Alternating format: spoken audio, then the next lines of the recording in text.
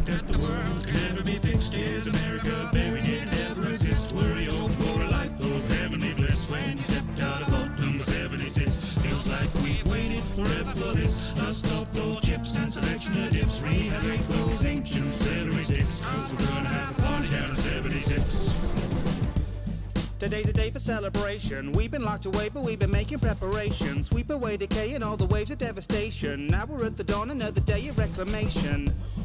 Preservation of the nation is a fate we waited every day in dedication to build a haven, pave the way for generations of what's left of all tech participation. Deep beneath the wastes of Virginia is a place where we could have stayed safe for millennia. But tensions get frayed after just a few decades, so we're certain that the surface ought to be a little friendlier. Shine your shoes, 'cause the hour is a handful. Joining hand in hand with fellow man to save the land. So I packed some dandy apples in a satchel with some Blamco. Stepped out of the gate to meet the neighbors and it's blam. Do you think that the world could ever be fixed? Is America buried? Did it ever exist? Were you hoping for a life of heavenly bliss when you stepped out of vault number 76? Are you lost in awe? Well, you better be quick. Build a hovel from the rubble while the reverie sticks. All you gotta build a heaven using death as the bricks if you wanna have a life out of 76.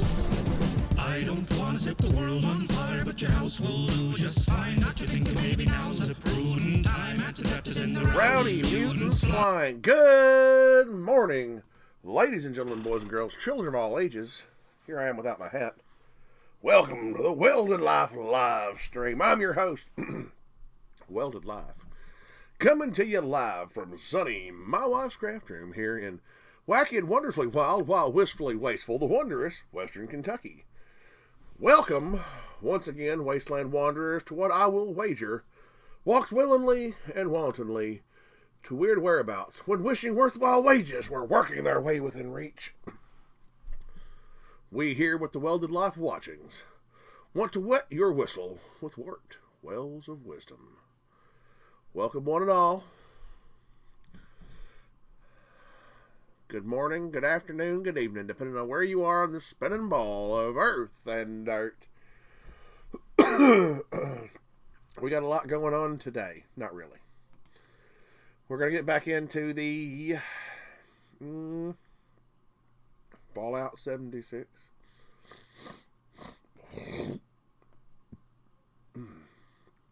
I just earned a trading card. Let's see. Where's my desktop? There's my desktop. On Steam. That's my new trading card from Steam. The Noble Radstag. You know, that begs a question. Radstag and the Brahmin, they all have like two heads, and the possums have multiple heads. Which means potentially multiple brains functioning in tandem to make the body function. You know, is it a Radstag? Or is it like, it's like a Radstag, in like it's a singular or plural? Is it like a pair of pants when it's only one?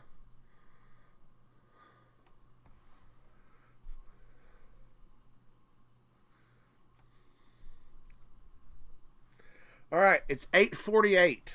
You've got 5 minutes of no cursing. I'll do my best. The timer, however, for this rule will reset should I slip. Is it multiple Radstag? How would you say? It's like when you talk about that, Radstag has two heads. Do you address it as like a pair of pants? I mean, it's only one item, but it's a pair of pants. It's the same thing with Radstags. These are serious questions for the Fallout universe. These are things that going forward in the Fallout universe will drive people to madness and will create the next generation of serial killers in the Fallout universe. I'm telling you. Good morning, Shin. If you're joining me if you decide to join me, just jump into one of the rooms and I'll move you into the live room. That way I don't have somebody surprising me with a scream in my ears. Mostly the cat and Nucks coming hot. It's hard. It's a single stag. Yeah, I know, but you have two minds operating the same body. I know one, usually when you deal with conjoined twin syndrome, in those severe cases where they're sharing like a pair of legs, one is dominant and the other is the kind of, they kind of become passive I wouldn't want to say use the. I mean, sometimes they use the word for some like the parasitic twins. I don't like that term in that, because usually those are the ones that are like you find you've got a mass under your arm and it's got hair and teeth and stuff in it. That's a parasitic twin or something. But you always have one that's the dominant of the two. I don't know. It's things. I would like to know if they have, if they do the science. I mean, clearly they look into the science on this stuff a lot, and I really enjoy the fact that they do look into the science of like the fusion cores and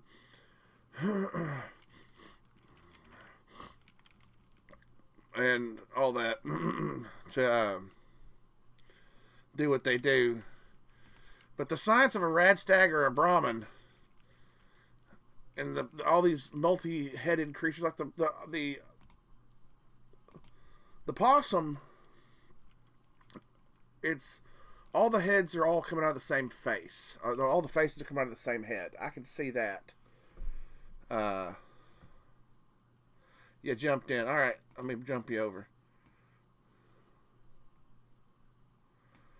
There you are. I don't know. It just begs so many questions, you know? Girl that was born with the two heads. The what was born with the two heads? The girl that was born with the two heads, like 20 years ago? Oh, okay, yeah. How would you... Was that one girl, or is that two girls? It's two girls. But... They each had an individual mind. Did they not? And own personalities? Their own individual mind and personalities, yes. Right, so it'd be two. They just have to cohabitate, share one body. To what degree, that's irrelevant, I think. They both have to live off the food supply what they eat, what they breathe. They share it. Would one? I can't remember the details of of her exactly, but does one head eat and the other just digest? Or do they both have double stomachs? I can't remember. I don't remember that. That's always something. It's always interesting about that. But see, I'm not even really concerned with the one person, two person thing. I'm just concerned with because there's each of them obviously each of them are two separate entities. But I'm more concerned with the grammar of a Radstag because they're not sentient in the sense of humanity and we talk about sentient life. It's life, but it's not sentient life in the sense of like the way humans are. So yes, correct. So you kind of have to lump it into the category with animals because they're primal, and it becomes more of a thing. I know it's got whatever reproductive capabilities, and there's male, female, all that stuff going on, but you still have to lump it into the thing category when you address it. But grammatically speaking, is the question. That's the grammatical question that is drawn. Is it a Radstag or a pair of Radstags? Would you dress it like a pair of pants? Right, I know in the game they do that, but is it? But that bothers me. It's a pair of pants, a pair of underwear, but both of them are just one item. So wouldn't it be a pair of Radstags? A pair of Radstag. I think it's still or a pair of Radstag. I would give it that. I would be okay with that. But Bethesda needs to fucking get on that shit before I lose my damn mind. They have not. They mind about a lot of things. You have no idea where my brain goes. Oh, I have a good idea. No. All right. Let's just say I can watch the news cycles, and tell you when bad things are going to happen, and I can pretty well almost tell you where and what it's going to be. But I don't like to put my mind in that state, so I don't watch the news anymore.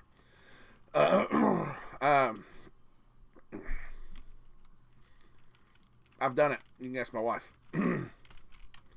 My mind, I believe you. It's patterns, propaganda, and position.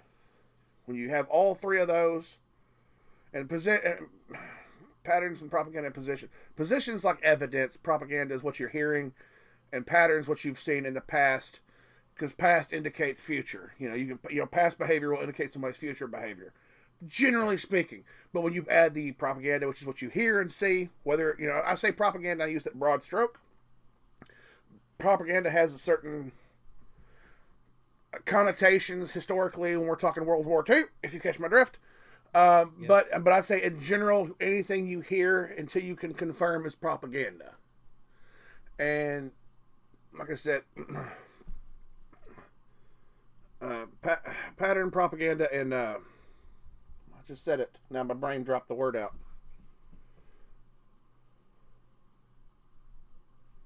My brain just dropped the word out. And then I've been there, done that. and patterns, propaganda, and you can see basically shaped on what you know, what you are hearing, and what events are going on, or evidence, and the pieces on the chessboard, so to speak. You can look forward, and now I'm not going to say that I said at this time on this day such and such happened. Right. It's not like that. It's not like having a vision of the future. No. But you can broad stroke, and you can get within 3 months, which that's still pretty broad stroke. I've gotten as close as a month, within a month of it. That's not bad. Yeah. That was because I had certain pieces of between actual evidence and stuff. I am on Discord. You want in the room? I'm on the live stream room, Captain. I'll bring you in. Just jump in. But it's not pleasant to let my mind go to those places, so I try to not let it. It's bothersome. No, I understand totally. Your brain, and when you're not, because if you're going to that place, you're going to that well regularly, and you drink that water regularly, your mind goes back whether you want it to or not a lot of the time. So you really do have to unplug. All right, here comes Captain. Welcome, Captain. I'd move him if I could. Morning, Captain. Good morning, Captain.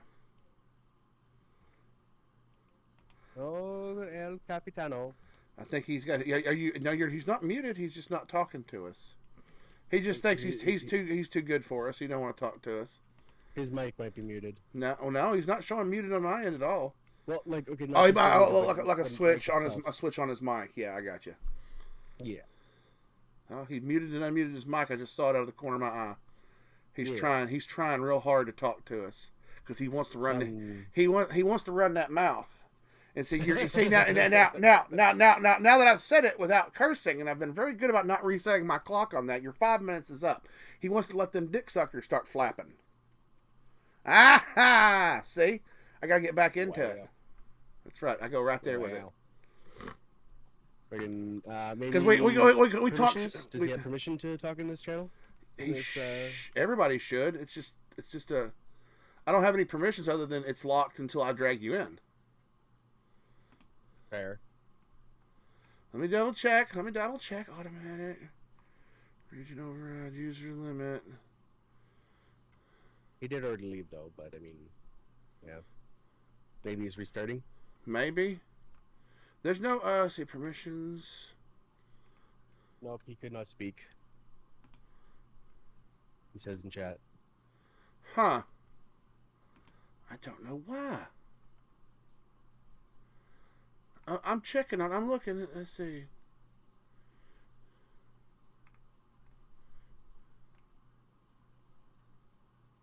Something in rolls, maybe? Because he has no rolls. I don't even have any rolls. Never mind. I take that back. He's back in chatting though. Okay, let me. I'm updating some things just to. Okay, let's try that. Now let's try this again. I'm playing with some of the settings here, Captain. I wonder if his default is switched around, maybe. Hold on. I'm just gonna fix this. Hold on. I'm just gonna go to the just chatting and see if we can do it there, the green room, and we'll see if we can. All right, now try. Hello. There we go. It's something to do with the room. All right, I'll have to just delete that room for now. Or not use it for now until I figure out. Because I didn't touch anything with any of the settings, Shin, and you came in, it worked just fine.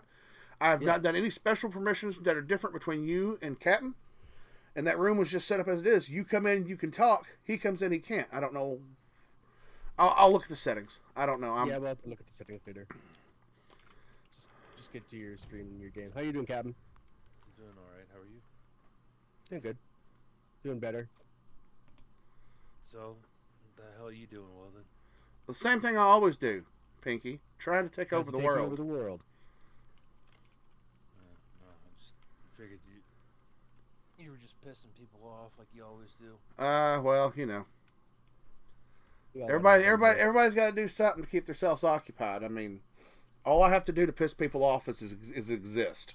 So, and I say that with my brother in mind because he really does not.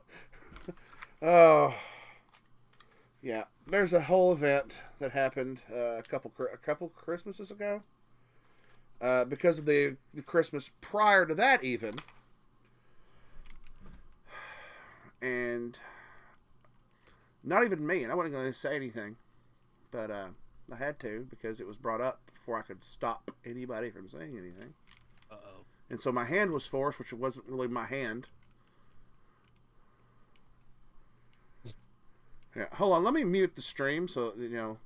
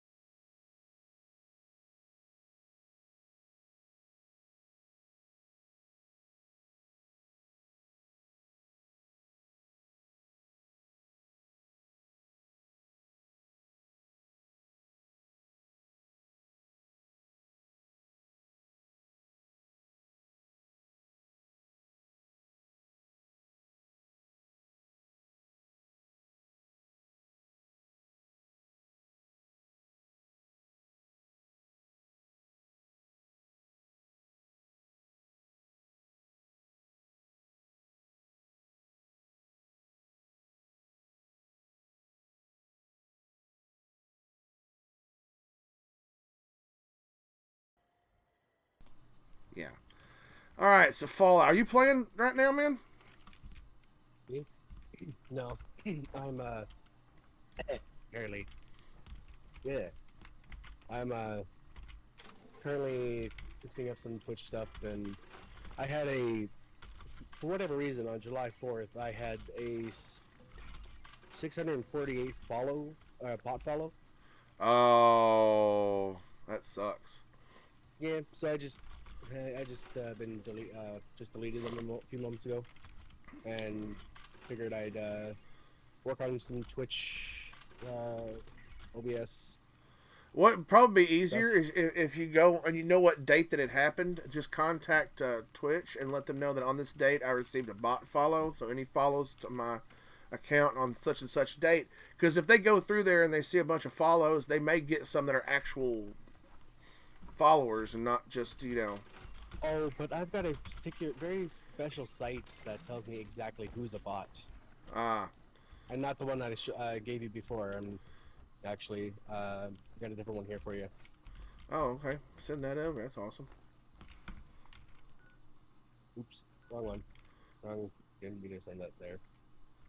There you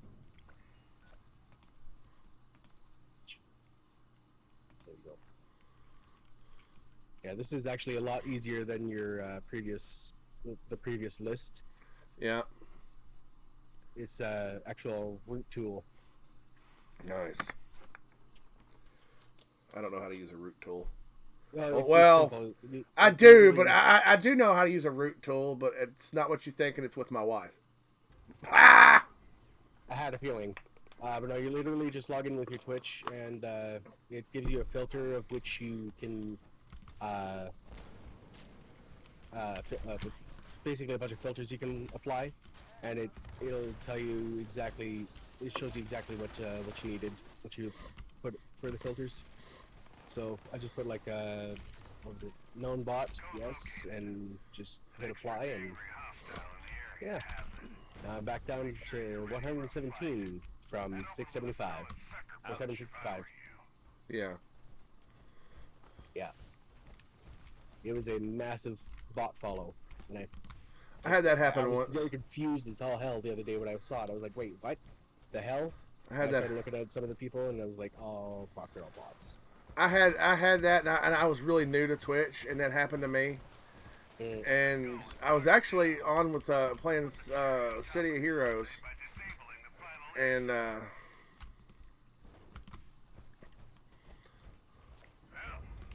was like, wow, I had like maybe 50 or so followers, Right. but and then all of a sudden I was at like 200. Dude, What's I, up?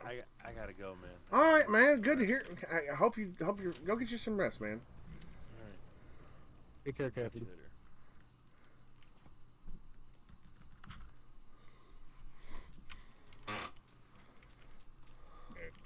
Anyways, we were saying. But yeah. Of course, that was so. My situation was 2019, and it's now 2022, and he just, I don't know. Just won't kind of grow up that little bit. Yeah, pretty much, and that's fine. Gotcha. I mean, he was. Look, I mean, you know, he. And this is, you know, that's one time that it's not really, and it wasn't really even my words. I was just bringing it to his attention that this has been brought to my attention, you know. So not going into the details because we're still live.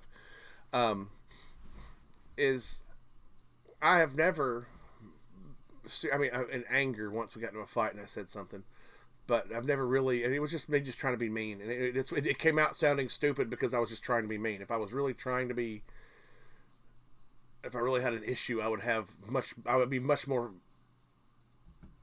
I'm much more silver-tongued about it when I come across with an insult, other than, you know, making jokes, because I don't consider those insults. But if I wanted to insult somebody and had a real problem with somebody, I would have already thought about shit to say. You know what I'm saying?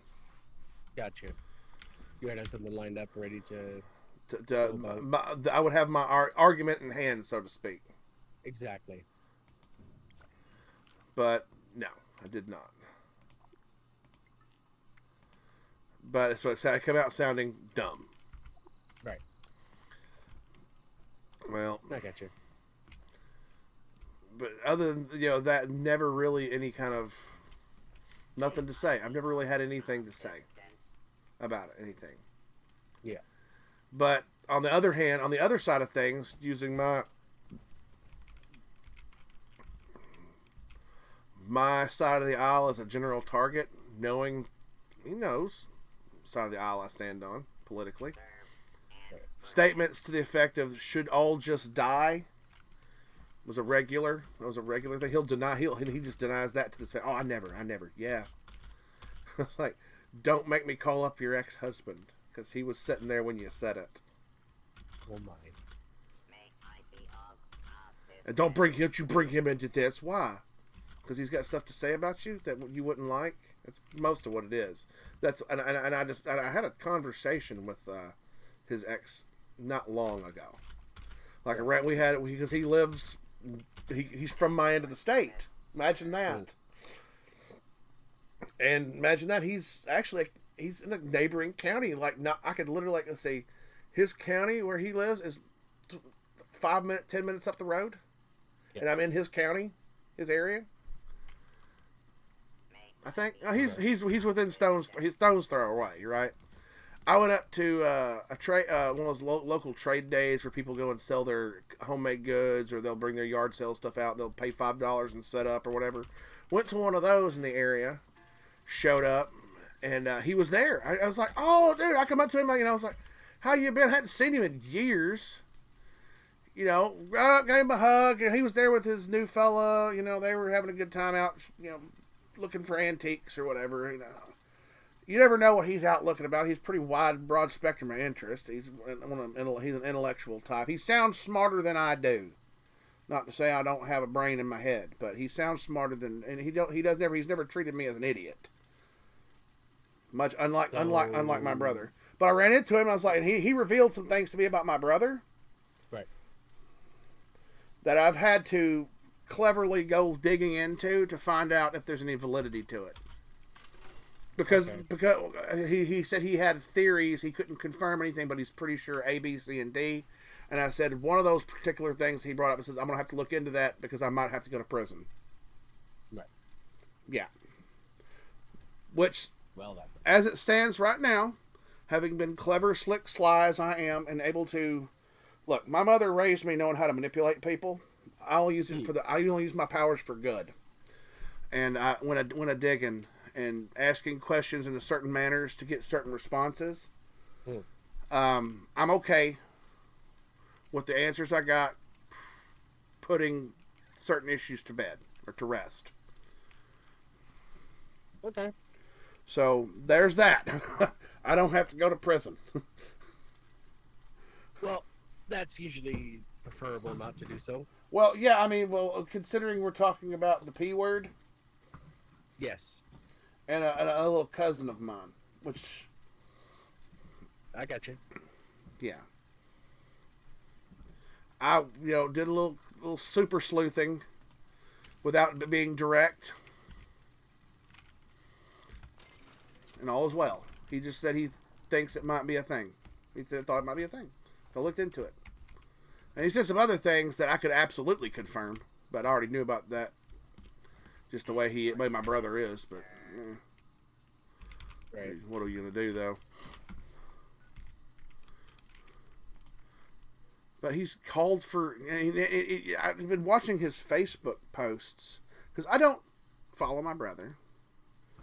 I don't have him on my friends list anymore because we had a big thing in 2020, and he said nasty hateful things about me for years, and I don't know what I've done to draw his ire, but workshops, go claim workshops, but here I am. It's just, some people just have that hate hard on, Yeah. I just wish people could learn to just talk about, have discussions, agree to disagree, and move on from it. But instead, we take it and put it like it's a chip on our shoulder. Right. And we just let it sit and fester there while, instead of just dusting it off and moving on, and be like, okay, well, I'm not going to enjoy this conversation with this person on this topic. Yeah. We're not going to agree. We're not going to this A, B, C, and D. This is not going to happen in a manner that's productive. Because I don't, that's why I don't want to talk about it with him. Because he's not going to.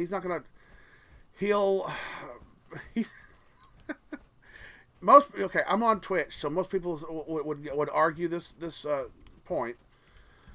People who know me in real life would laugh hysterically at his statement. He said I'm a narcissist. Oh wow. People who know me in real life know the fact that I'm on here is nothing. The fact that I'm on here, streaming live and all that, is nothing short of a miracle. I'm not a very public person. Right. Yeah. This is one of those things about me that I just don't. It's not my cup of tea. But I do this because I enjoy playing games, and I've put it to myself to try to be more sociable, to be more this, to be more that. And that's exactly why I started streaming. Once I started watching more and more people on Twitch, I was like, this is actually starting to build a fire in what I want to do. Like, I actually wanted to become more sociable and more outgoing, more, not necessarily just to be noticed, but like just to, just to hang out, have fun, that kind of thing. And it's working. Like, I've been more social this past year and a half than I have, like, basically my entire life. Well, here's the thing. As far as being sociable and being able to fake it, I was okay. You can look it up. As far as everybody knows, I talk about it. I'm a Mason, so everybody. According to a conspiracy theory bullshit aside about Masons, because there's always that conspiracy theory stuff. But that stuff aside, and I was a member of their youth organization called D-Malay, which is basically taking good young men and trying to make them better. Right. Building upon the foundation of what's already a good person, to strengthen those moral convictions and values, to make better people out of what you're already good. Let's step our game up and go the next level of good.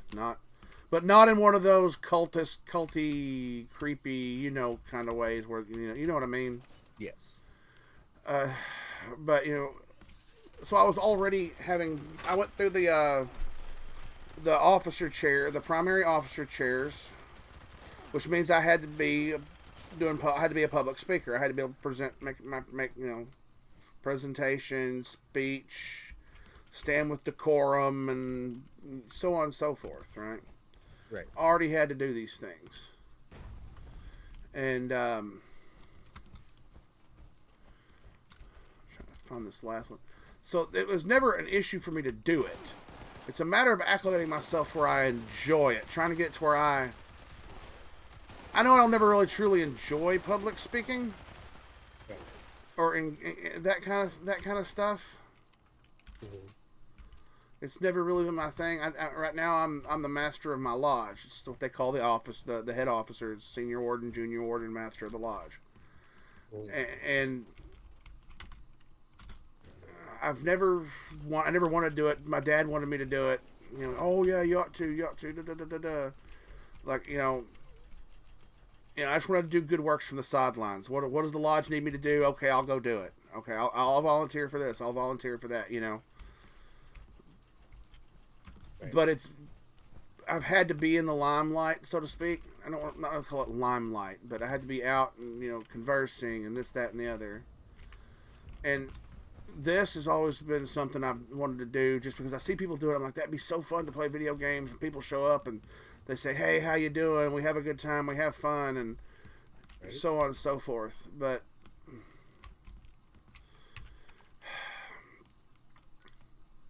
I've never been one to really want to jump out in front of the camera, or as far as my things that I've never been. It's always, everybody wants to be famous. Everybody wants to be a big shot, to some degree. How much? Well, when I say that, I don't mean like an active, like I want to go be a Hollywood movie star. Right. But everybody has, at least at some point in their life, has had that dream of fame, at Or least some sort of popularity. even if it's just a modicum of a desire, Modicum? very small amount. Okay. I'm sorry, I broke out the vocabulary a little bit. It happens on occasion. It's just not what I'm used to.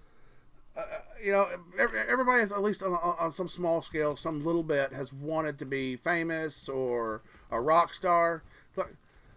It's like there's everybody wants to be a rock star, driving big something cars. Drugs come, girls come easy, and the drugs come cheap. We'll all stay something because we'll all stay skinny because we just won't eat. And the old, you remember that song, right? I know that song. I still listen to it. Yeah, so you've heard that song. It's everybody at least has that, wanted that, or maybe wants it, but like not going to pursue it for whatever reason because it's to some degree, if you don't have the talent for it, it's a childish kind of endeavor. Right. So, sure, everybody's a narcissist if that's your standard, but I'm literally this is. So anyway, when he says this, and it's like, my brother is the, like, if you look in psychological textbooks and research indicators that you're dealing with a narcissist, yeah. It's literally my brother. Literally. Drag shows and this and that and everything he pursues in life. Which, do what he wants to do with his life or whatever. The limelight he seeks and craves and lusts after. Literally the definition of it, you know, and but he said it to me. I'm like, really? You're gonna project that on me? Okay. He's got so much hate and vitriol in his heart. I just don't. I love my brother, but it's just like sometimes I want to just look over at him and go, seriously? Right before I smack him upside the back of his head, you know? I've done that with my little brother, that's for sure. And I've always been the brother. I was always growing up. I was the brother that, you know, don't let somebody pick on your little brother, would be the statement made. No. I was never one to pick on my brother. That was never me. I was never the one. He might contest that and that. Yeah, something like that.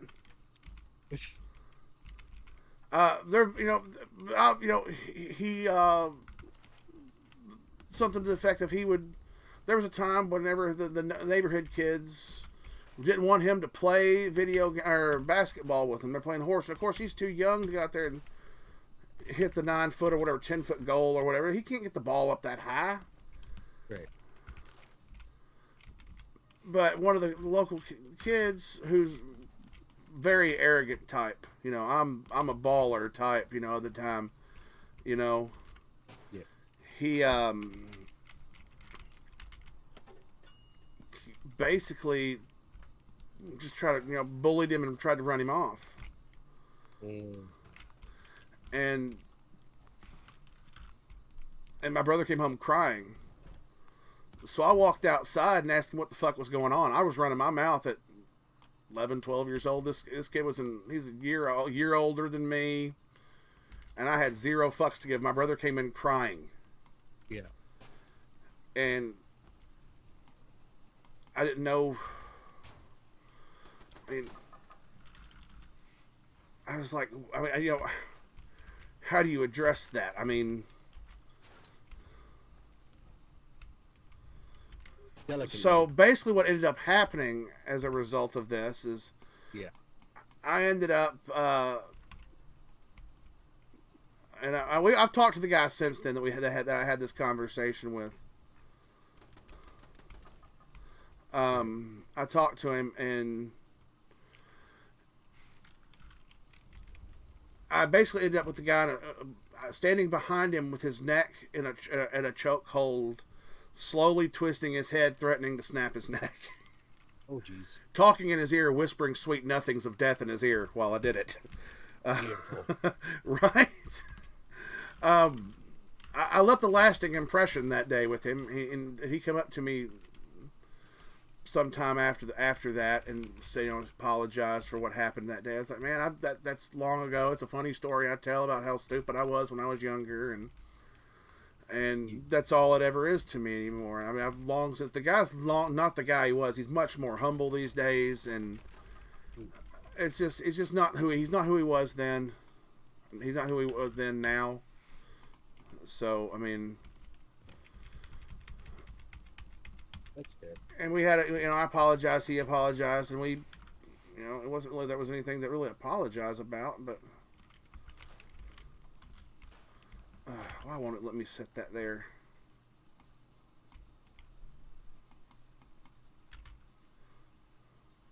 His table? No, it's a turret. Bench? No, I mean, yeah, it's because the bench was there.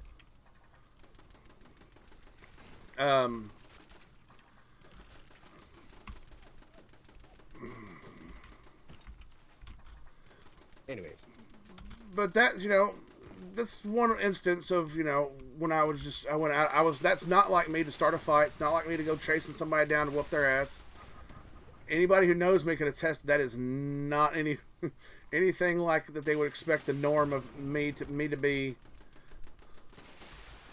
ever, and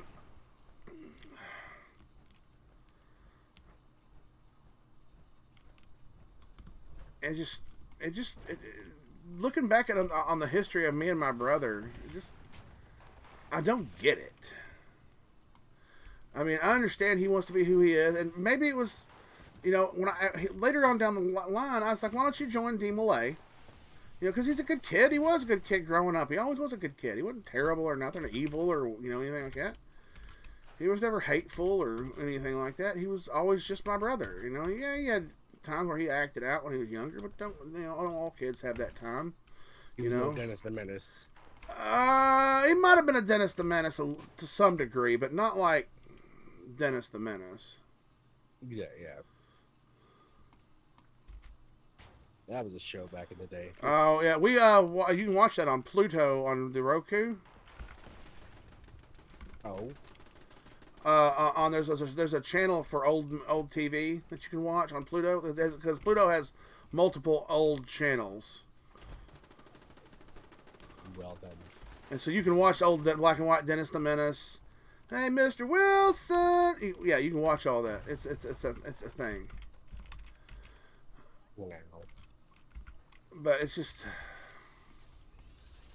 Yeah.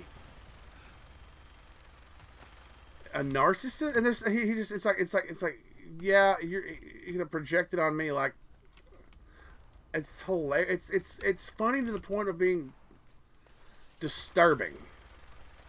I say belligerently ridiculous, but yeah, that works too. It's not even clever. I mean, if you were being clever and trying to come after me like sideways and say stuff about redneck or white trash. Well, he couldn't really say that because we both grew up in the same trailer. Right. So I mean, he really can't go that route with it. Oh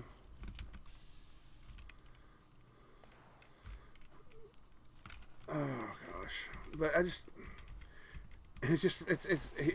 everything he ever says is just like, really, okay, all right.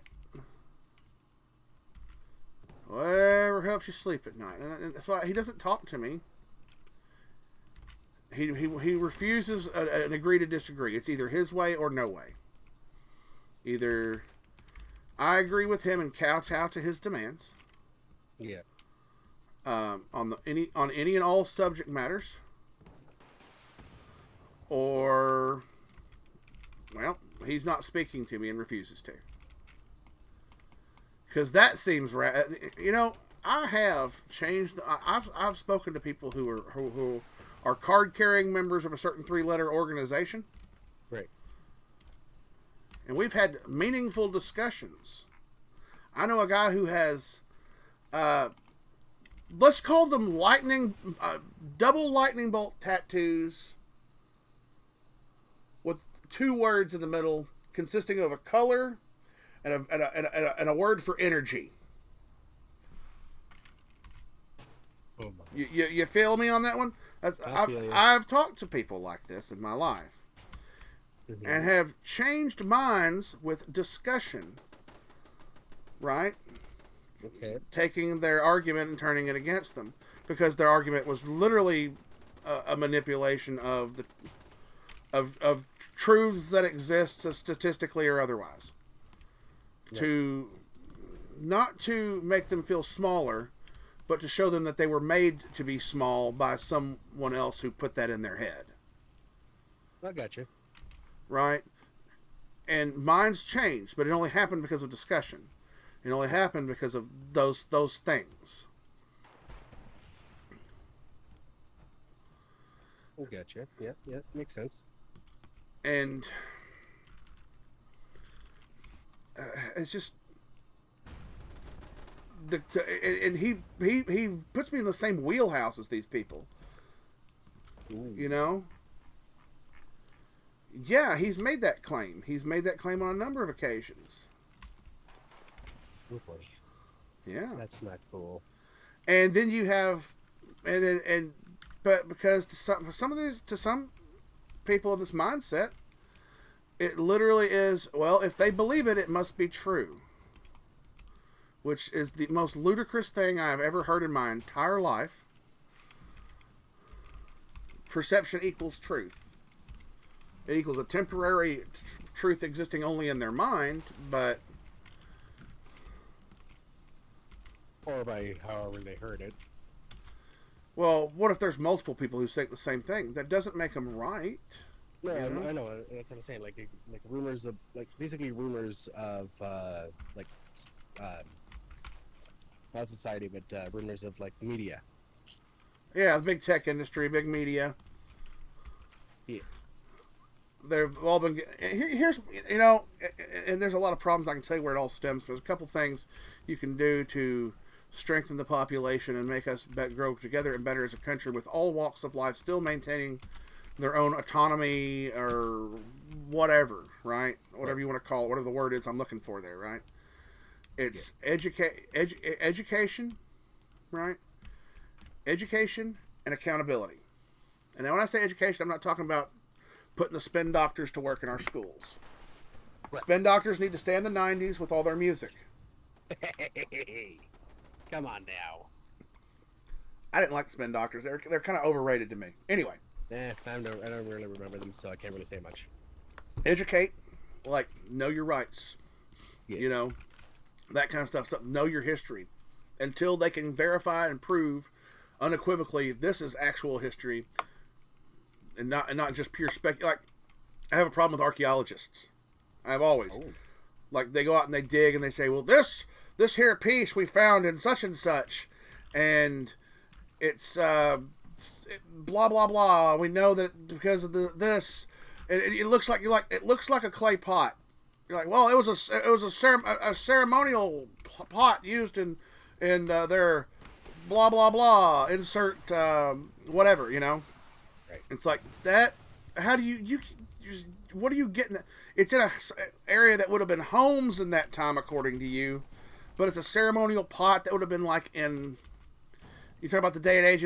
You're speculating based because you want to find something there that's more than it is. Easy there, killer. And they do that often. Then they have to come back and retract this, and it fucks with history. When you talk about ancient history, so be careful about that stuff, the ancient stuff, because you don't have any point of reference. You have to walk back time and how, like, language evolves. You have to walk back the evolution of civilizations. Right. Now, and I say walk it back, I don't say devolve civilization, because there have been many notable societies that were very highly evolved and advanced mathematically and socially that we just don't... We know that there must have been something like Egypt. They built pyramids. Now, granted that we on the backs of slaves in Egypt. Yep. They built the pyramids, but the technology, we assume they built it on the backs of slaves, but even still, I mean, what are they? I mean, imagine the size of the Lewis jewel used to move some of that shit into place. I don't think it was speculated to be on the backs of slaves, because half of the slaves were buried in the ball. Like they just died and they just buried them in the walls. Right. I mean, but at the same time, though, you have some things that don't have any of that. True. So they were building it, and then you find that they weren't all of a sudden. Technology? I'm not saying technology like they had alien help, but the proper application. Like, you know what a Lewis jewel is? Let me It's look it up real quick. it's an I'll tell you, it's an old Masonic tool used to raise stone. It's used to bear the weight of the heavier stones that you wedge in, and use it with a pulley and a crane type system to lift and move large stones. I figured as much right there. It's an old school technique for masons to actual masons, not like in a lodge masons, to move large stones into a place. Right. It's actually one of the tools that they would use, and it's as ancient as Egypt. I mean, and that you could find evidence of this stuff all over ancient lands, places where the Lewis jewel would have been wedged in, used to lift the stone and move it into place. Right. So they would have had to have pulleys and cranes. I mean, wood and twine rope or something. But there would have been something to that effect. Let's see. What is your Oh boy. speculation on Atlantis?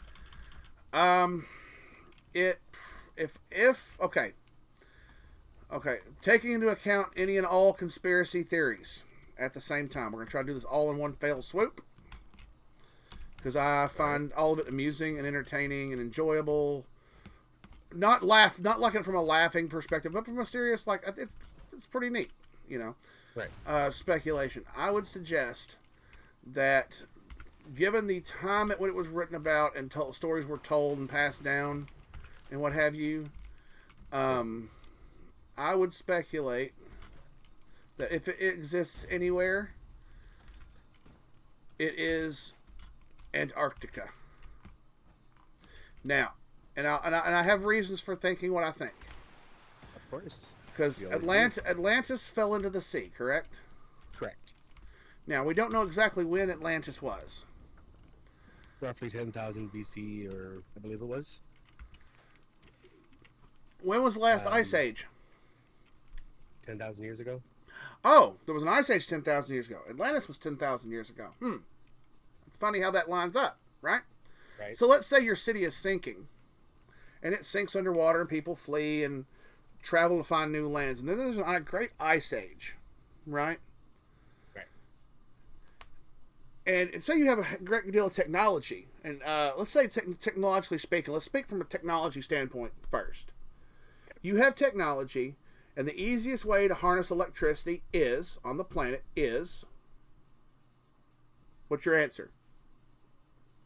Easiest way to harness electricity on the planet, you said? Yep.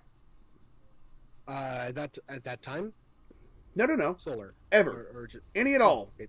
Solar. That's the easiest. You will get less than 30% efficacy of delivery of power from solar. That or natural water flow. Hydropower is very effective, but rivers are ever changing, and you have to think about something more long term than that. You got to think of something more long term. We got to think big scale. Big scale. We're talking an advanced civilization. Big scale. Bigger. Atomic. That has a shorter lifespan than you realize. Oh, true. Not nuclear. No, just hand it off to me. Okay. Magnets. Magnetism. Right? Okay. All right. You got me. Magnets. Okay, so let's say magnets is your greatest power source and means of producing electricity. We're talking things like the coil. People want to talk about the coil. You see all the things like the little fake unlimited energy things. Oh, like the Tesla? No. I'm talking about the fake free energy, like the where they basically plug an extension cord into itself, then plug something into the extension cord. Look, it's limitless power. It works in a circle with no loss of power over time because it's being expended. The life hack shit. Gotcha. That basically, that's what we're looking at here. I mean, why won't you let me put that down there?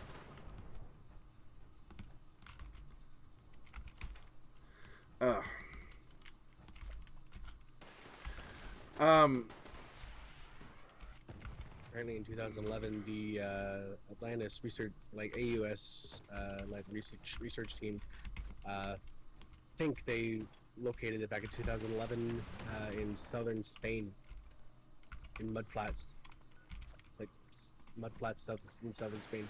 Okay, so you've got the magnets to produce Right, energy, right. right? That's where we are with that. So let's say you can find a way to make a magnet large enough to produce the flow of magnetism, the flow of energy enough with iron core technology, and you can make basically unlimited energy, let's say. Right. Rivals the gods. Well, there's a reason certain things exist and in place in the way they are. Right? So the gods sank them. That's the story, right? You have to take allegory and translate. Realize stories that were ancient like this. Go to the Bible. I can destroy your brain with the Bible and the stuff that's alluded to, and because of the order it's in the Bible. Now, but we're not going to go into that. The gods struck them down for their arrogance. Okay. Yes. Tell me a big magnet. The Bermuda Triangle. Wrong. Crystal... Wrong. No. Listen, the Crystal Pyramid under the Bermuda Triangle. Yeah, I know where that's probably carved from. It's probably carved from Antarctica. Where is Antarctica? South. South what? Center south, like southern hemisphere. South what? There's a word. There's a four-letter word that goes beside south. Santa lives at the opposite. No, South Pole. Sorry. Right. Why is it called a pole? Gotcha. Okay, I see where you're Right. going with this. So now you have the planet, a giant magnet, spinning forever through space, producing energy. Basically Now. Earth itself. Okay, so let's say for a second that you're like when you make a little magnet motor or whatever that spins and it generates electricity, right? What happens to the motor when you put a load on it? Like you turn on a light. Let's say, do you know what happens to the motor? It slows down. Right. Right. And if let's say it slows down at the moment that the Antarctica, when they talk about people living in the North Pole, they have 6 months or so where there's no sunlight. They have 6 months where there are and all that because of the way Earth is positioned. What happens if it slows down, you don't notice it, and all of a sudden it stops while you're sitting in the dark? If we're talking Earth in general, it's like Earth is gonna go kaboom. Like basically I've actually read theory, well not theories. Okay. Okay, check this out. Now check this out. Okay, so you slow it down. Wait, about 10,000 years ago, let's say the planet slowed down for a second, but stuff was still moving, but the load caused it to not, whatever, right? And then it picked back up and started going again because it didn't completely stop, but it slowed enough that it caused an ice age. A slow ice age that rolled across the planet, right? Yeah. Now, this is based on conspiracy theories and this, that, and the other. And kind of, I know it's a lot of speculation, I understand, and it's just fun to think about. So, let's say their technology was enough to harness the power of the Earth's spin, the magnetic fields, right? Let's say that it was. They slow the planet, they cause an ice age, but when you but there was the ice age froze them and they sank like an ice cube. Yeah.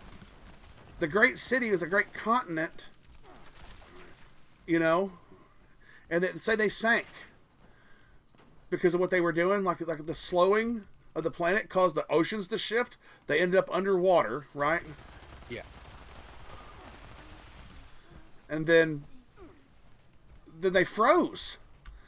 And like an ice cube, it rises back to the surface. Then you have Antarctica. Okay, I see what you're saying. I see what you're saying.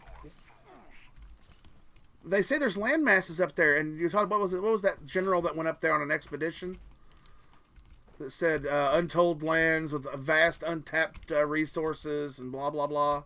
What was his name? He was I can't remember what his name was. It was a general that went up there. You can look him up. I can't remember his name, but It's like general who discovered the South Pole area, right? I didn't really. He went down there. Many people have gone down there, but he went down there, and he come back telling tales of land masses and all kinds of craziness. And then he stopped. It's almost as if somebody said, "Hey, don't, no." And now all of a sudden, there's treaties that we're not allowed to go down there. No country's allowed to set up shop down there. It's because it was a major grab, like a Land grab. Strategic land grab. Think about the technology that comes with being located at a pole.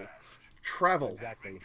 Travel across the planet. If you're working with magnetic fields that run from one pole to the other, you could easily and expeditiously reach any point on the map quickly to strike if you were at war with them. Okay. Yeah, it's kind of like up at the North Pole, just not as large. Right, but there's no landmass up there. We've all seen that. That's done. No, it's just broken down towards Canada. Right, but when you look at it from that perspective, think of it from that way. If you have a push and a pull, Yeah. What if Pangea was literally the North Pole? What if that's what Pangea was? The giant landmass where everything was all connected and you can see kind of how it fits together? Yeah. What if that's what Pangea was the North Pole? And at the South Pole, they did what they did, and all the ice age and everything caused everything to break apart and pull. And that shift of them pulling down caused a surge of water. Waves. That water and those waves, at some point when they stopped, froze up on them.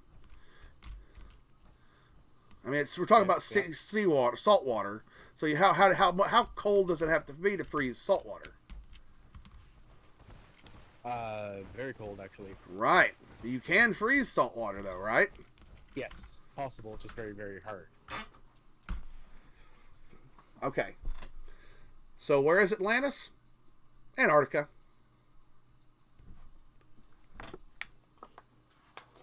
That's my theory.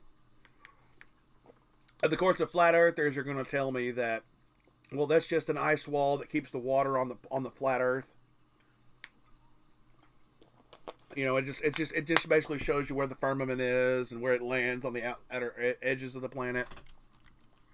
You know, I watched all kinds of conspiracy theory. Actually, I've been thinking about doing a stream. I don't want to say podcast, but streams on YouTube about conspiracy theories, because I've come across some doozies, and it's fun to play around in that mindset. That's just, I do it carefully, Right.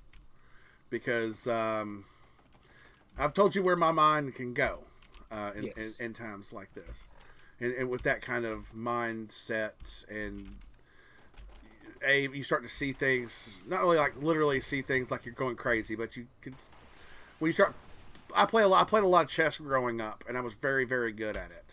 My dad said he started teaching me. He taught me how to play chess at the age of 5, and the story he tells is like, I taught you how to play chess. We started playing at 5 years old, and at first I was, I'd have to let you win every now and again so you wouldn't get frustrated, and Kind of like cribbage with my parents. I disagree. I say whoop my ass every time because I want to see what I'm doing wrong. Once I see what I've done wrong, I learn more from losing than I did from winning. He just didn't want me to get discouraged and not play. I'm the type of something like that. I kept going back. He whooped me 7 times in a row and I still go back. But he said one day, it wasn't like it was years down the road. He said one day while we were playing, he's like, I saw your face change while you were staring at at the board, your face changed. And I no longer just had to play. It was no longer about just playing to let you win. I was playing to have to allow myself to win, to retain some respect for myself, kind of thing. And I was like, really? I just didn't believe him. He's like, yeah. It's like, you just picked up, and it was like a light switch got turned on. So seeing the steps, the pieces, and the chess pieces move, it's not.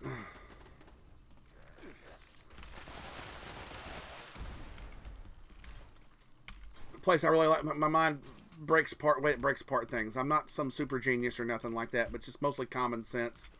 Right. And looking at when you know the variables in front of you, you can make educated guesses about things like that. And the more variables you have locked down and you have confirmed, the easier it is when you put those together to make a big picture. It does not take genius level intelligence to do that. So I don't let my mind go to things. But playing around with conspiracy theory stuff is fun. Because it's all it is. It's just conspiracy theory stuff. And it's fun to kind of dabble in it and speculate on it. Because who'll know? Will I ever know in my lifetime? No. I'll never know in my lifetime if that's where Atlantis is. Apparently, some theories say that the placement was in the center of the Mediterranean, influenced largely by geographical location of Egypt, from which the story allegedly is derived. Right. I mean, there's countless tales in other civilizations going back of a similar story, like the flood story, like the Jesus story, the Bible itself. When you look at it,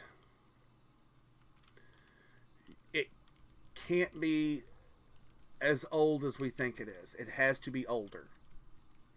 When I say older, I mean old. I'm talking old. And I can back that up with the allegory they use, because they gotta kind of keep track of the allegory over the ages, and as time progresses, they have to tell you, they have to change the allegory to give you a better span of understanding of time. Because they understood time was a thing that changes all nations and changes all societies and cultures.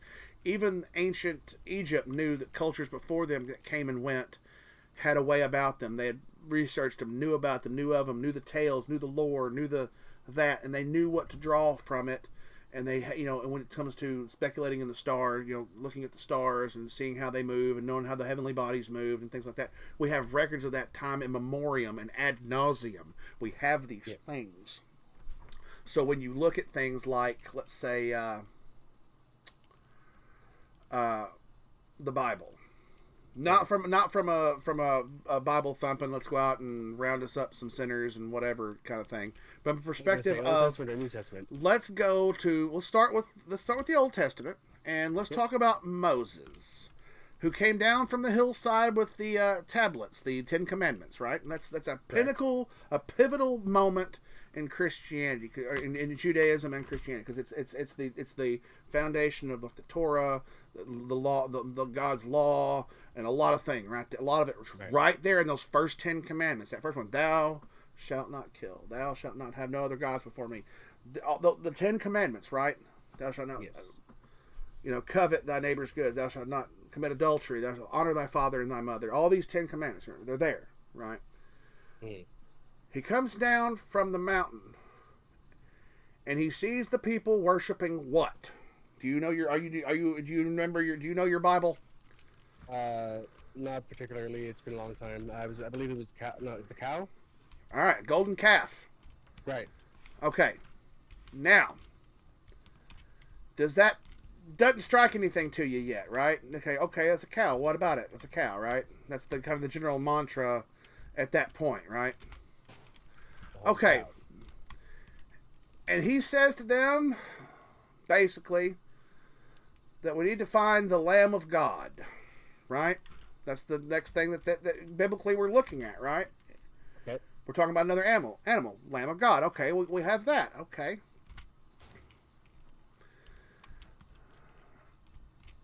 Are you there yet? I'm Hold on. Let me. I'm gonna get a visual here. I need a visual. Uh,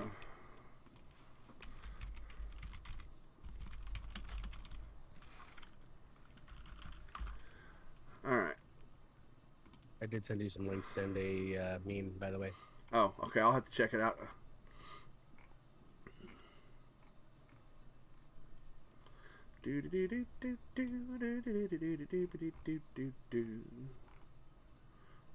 No.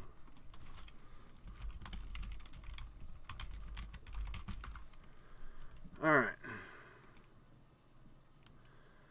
No, that's the wrong one. I don't need that. I need that.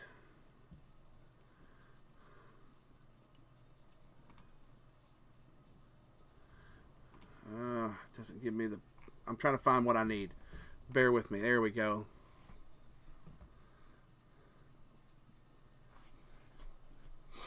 Okay. Let's go back before Moses, okay? In the beginning, God created the heavens and the earth, right? Right. And the earth was without form and void. And darkness was upon the face of the deep. And the Spirit of God moved upon the face of the waters. And God said, let there be light. And there was light. Genesis, right? From there we go into Adam and the story of his family, Cain and Abel. Right. It's a very peculiar story about man, as you have two brothers that are coming up from the first man and first woman on the planet that were created by God, and one kills the other, right? Moreover than that, I mean, it's a story of, the passing of time. And when you look at the Bible, you have to look beyond the stories. The stories are great, and they're great moral guides when taken in proper context. Some people take it out and use it as a weapon, Bible thumping, or twisting it to make it sound like something is what it isn't. If you look at the word of actually what God says for us to do, it's a perfect and great moral guide. Right. Okay, now, so you have two brothers. Are you ready to have your mind blown? Two brothers followed by worshiping a calf, followed by looking for the Lamb of God, right? Right. Let's go with Gemini, the two brothers, followed by Taurus, the bull, followed by Aries, the ram. Uh-oh. That happened in that order. Wait a minute. Is there something more here? Wait a minute. Two fish, Pisces? No, that couldn't be the thing. Well, except for the fact that Jesus fed the masses with 2 fish and 5 loaves of bread. It's a reference to he come upon 2 brothers who were fishermen.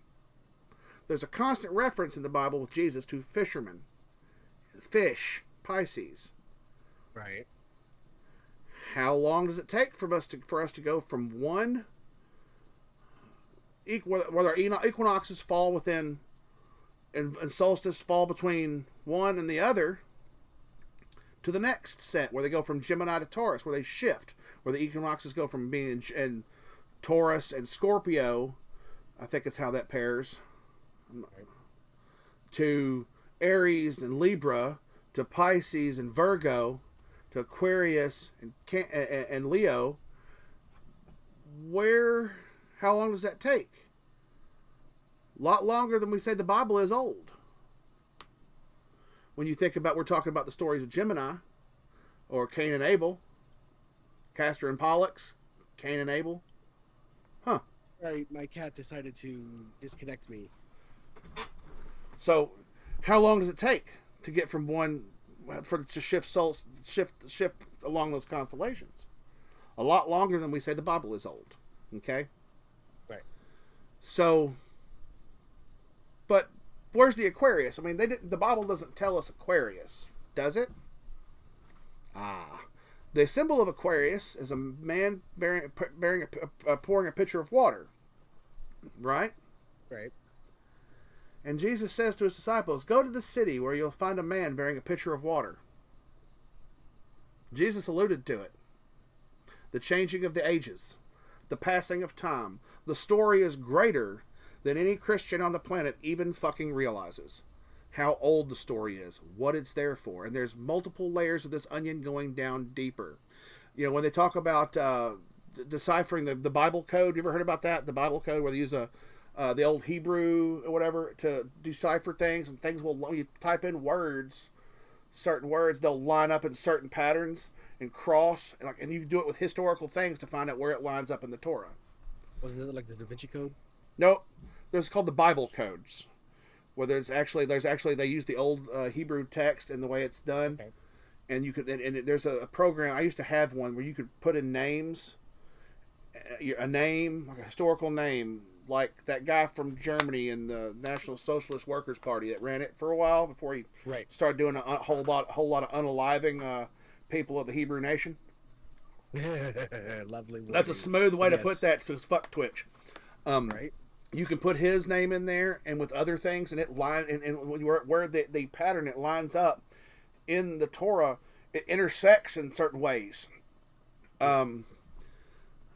But they of course it's forbidden in Judaism to use the Torah to try to predict future events. Right. So, but when you see that and you realize that that exists like that allegorically because we've been studying the stars for thousands and thousands of years. Countless civilizations have done it. Then they see these pictures in it.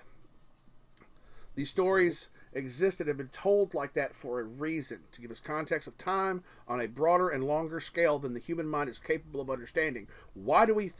What's the average age right now, lifespan of a human being? 80 years. Tell me why Tell me why the fuck Methuselah lived to be nearly 1,000.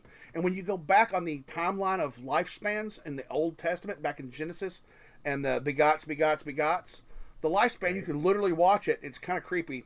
Get shorter and shorter and shorter over generations. Right? Why? There wasn't pollution back then like there is today. And I say I'm putting global warming in the same category because I don't know if I believe it. I want to see the real evidence myself.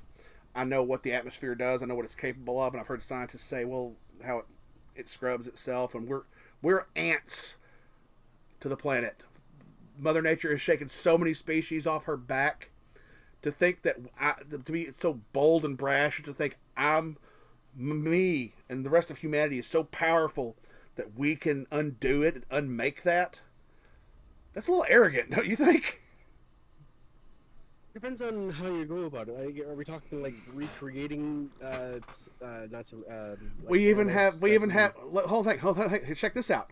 We're even so arrogant to think we can do this when we have an actual story, lore-wise, in our canonical story, lore-wise, that we can't verify it, telling us that Mother Nature will, if need be, wipe us off the planet, and may do it just because. Extinction events, number one. Number two, you have the story of Atlantis. Right. Their technology rivaled the gods. And the gods got angry. The forces of the planet, magnetism, harnessing that energy, and they were struck down.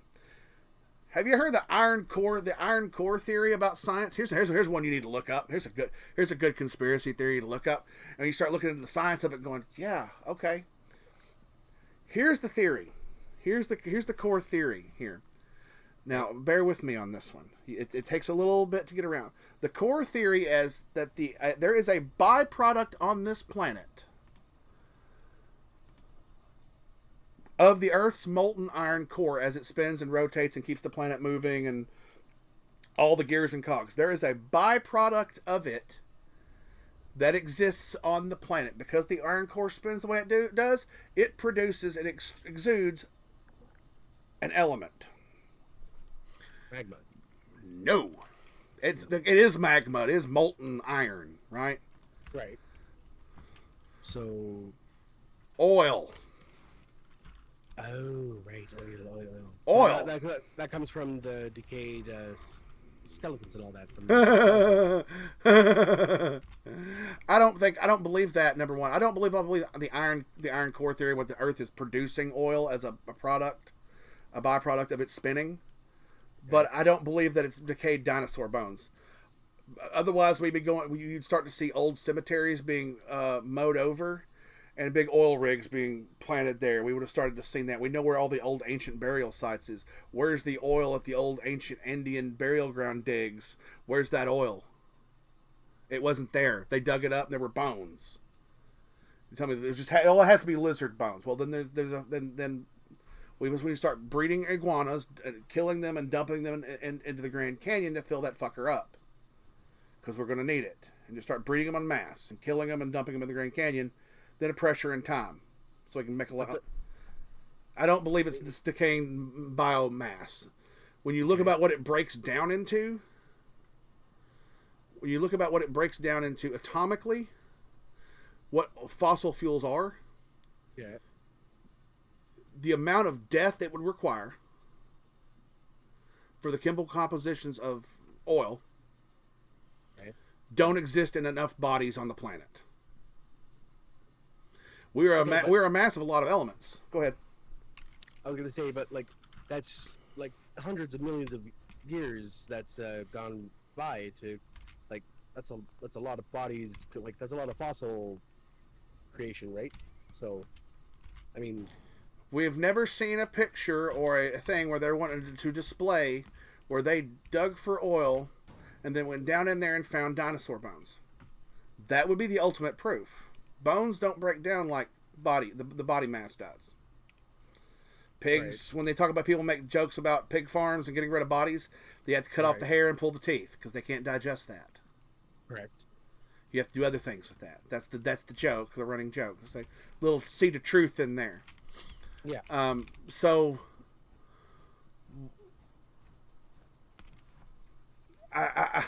I'm hard pressed to believe that I'm not saying that it's, like I said, that the iron core theory or iron earth theory is it. That's what it has to be.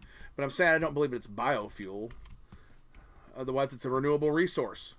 I mean, there's been how many mass extinction events on this planet? How many things are buried below? I think we should never stop. With time, we should never run out by that standard, because everything is layers upon layers of dirt, and it keeps stacking up over time. Right. We should never run out. Things die at a rate on this planet that's ridiculous. Yeah. So, with a little bit of common sense and scrutiny, stuff doesn't start to hold up.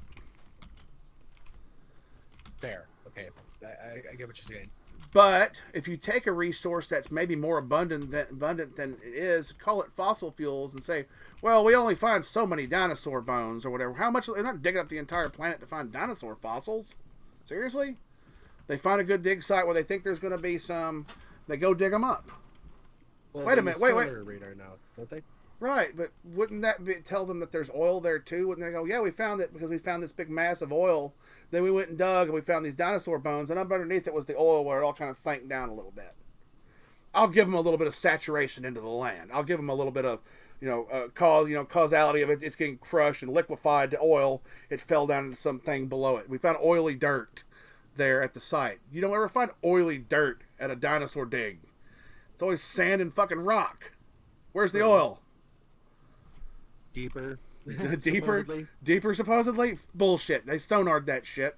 Tell me where the oil is. It just sounds like a load of hogwash.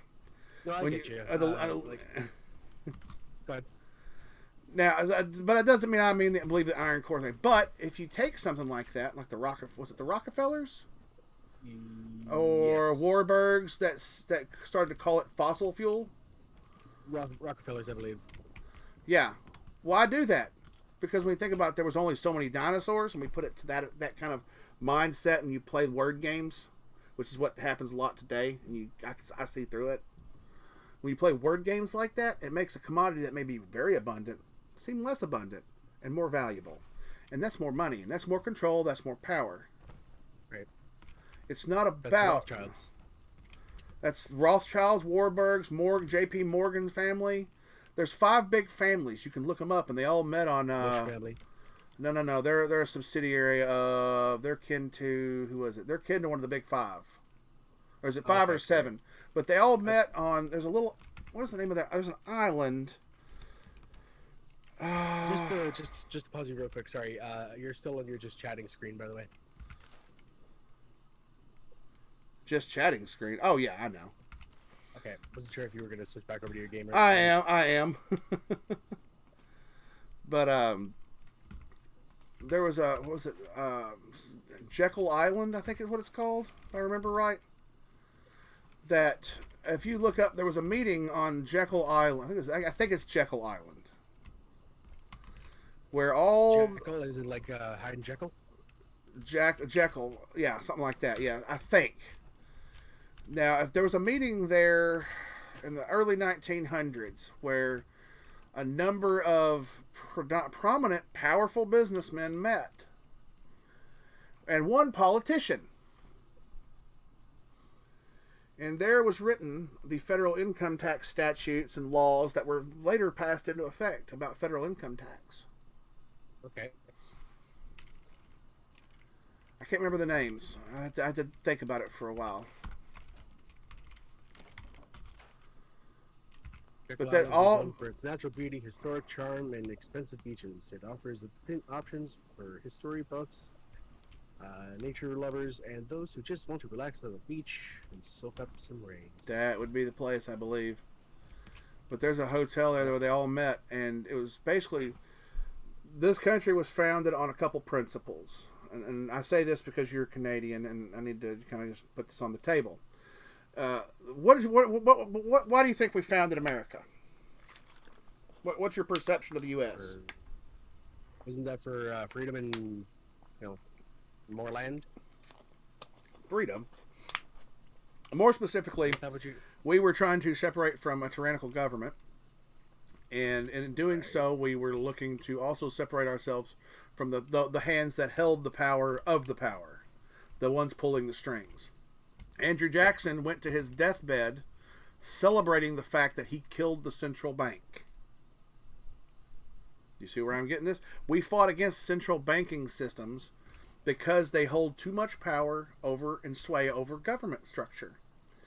Who owns the Federal... First of all, it's like, you know what the Federal Reserve is? Remind me. I know it, but go ahead. The Federal Reserve, most people tell you it's a Federal Reserve where the money's printed, right? But they ain't nothing federal about it. It's a private bank. A private bank or central bank prints our money, right? Okay. Here's okay. Private bank owned by. Do you know who owns the Federal Reserve? Rothschilds. Wrong. Rockefellers. No. Oh, okay. It was Rockefellers. Okay. The Rothschilds have stake. Rothschild is another one of those names. They have that Rockefellers. And you have J.P. Morgan in the banking. But J.P. Morgan was the one who had his hand in the Great Depression here in the States, when all the banks collapsed, and he had already pulled out of the market quietly the night before. And then he went and swooped in and bought up all the property and rights and stuff. Okay. And then you had the Warburgs. The Warburgs, one of the old Warburg quotes was, one of the famous quotes was, how did it go? Give me the control of the printing of a country's money, and I care not who writes its laws. I think that's how it went. Got to dig a little bit in the repertoire. Give me control of the printing of a country's money, and I care not who writes its laws. That's a central bank style statement there. Okay. That's a Warburg, one of the big families. Yeah. Starting to sound a little scary yet. It's all coming together. It should. And incidentally, the countries where you find the most turmoil, let's say overseas, still aren't part of the central banking system for the most part. They're not regulated by the central banking system. Their government structures hold the control of printing their money. I was gonna say, wasn't there 3% of the banks that are not owned by them? Then where those countries exist?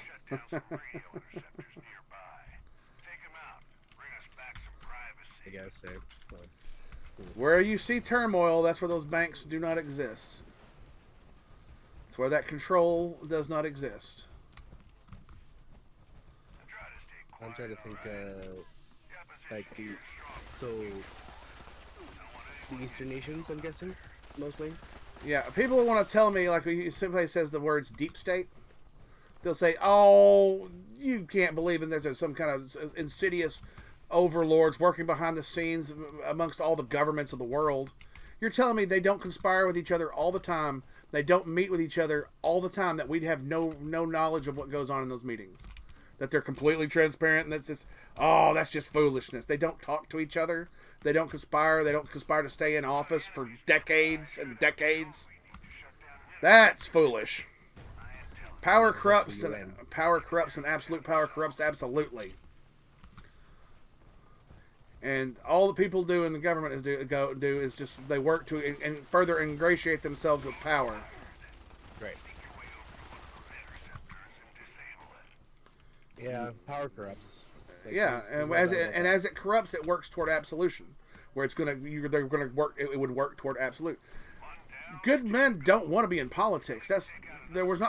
Our politicians were never supposed to have salaries. They were supposed to work on per diems, and that was it.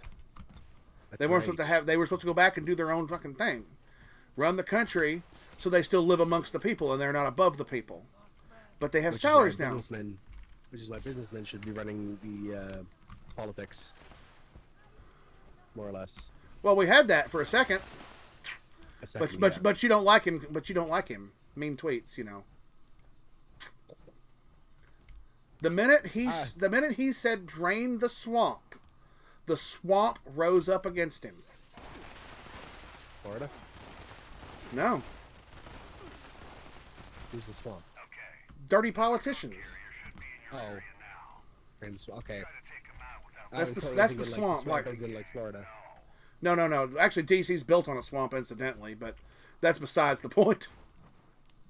Probably to make it harder for us Canadian, or for our, what was it? Our, damn it. The people that we hired back in 1812 to knock down the first White House that wasn't actually white. Yeah, we've had several that have sank into the swamp, so it wasn't really a big thing for us. Yeah, but wasn't that one like the first one? Wasn't the first one like in northern U.S.? I think they had it elsewhere. I don't think it was farther north. How will I know? Maybe Where it was exactly, I couldn't tell you. I'm not a history buff. I know enough about history for this, that, and the other, but I'm no history buff. But you could easily look at these things and connect the dots. It's not even like going hard to do it. So really, the first one was built in Pennsylvania. There you go. That sounds about right. Yeah, it's October 13th, 1792. Mansion at 6th and Market Streets in Philadelphia, Pennsylvania, served as the executive mansion for the first two presidents of the United States, while the permanent national capital was under construction in the District of Columbia. secure comms can be the difference between life or death. Apparently, well, that's the president's house in Philadelphia. Yeah. Where's the real White House located? Yeah, it was still in Pennsylvania, but Yeah. yeah, our Hey, man. UTD under 2009. Welcome to the stream. First time chat from a viewer. Yeah, welcome. Glad to have you along. We're discussing all kinds of craziness, and because Fallout lore, because of Fallout and its lore, it lends very well to the discussion of conspiracy theories, which I enjoy immensely. I'm not one of those flat earthers where I think the world's flat or nothing. I just enjoy their discussion. So it'll be clear, because I don't know what you walked in on the conversation, but you're standing there going, what the hell is this crazy man talking about? he joined a minute ago, so depending on when he actually joined. Oh, I literally just saw it pop up. I try to keep an eye on my chat just in case. I like to communicate with the chat. Yeah, so do I. I'm gonna pause because I gotta run to the store. But if you're still here when I am back, we will continue our conversation. How's that? Sounds good. All right, I'll be back in a little bit. I'll leave it lurk though. All right. All right.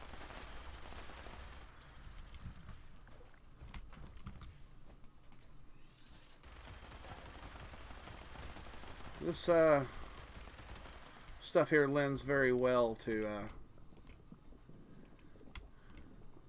and you telling I'm your first viewer chatting me.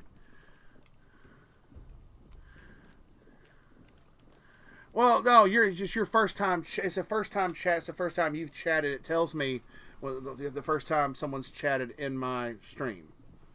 So it's your first time communicating on the stream. You may have been here before and watching and lurking, which is fine.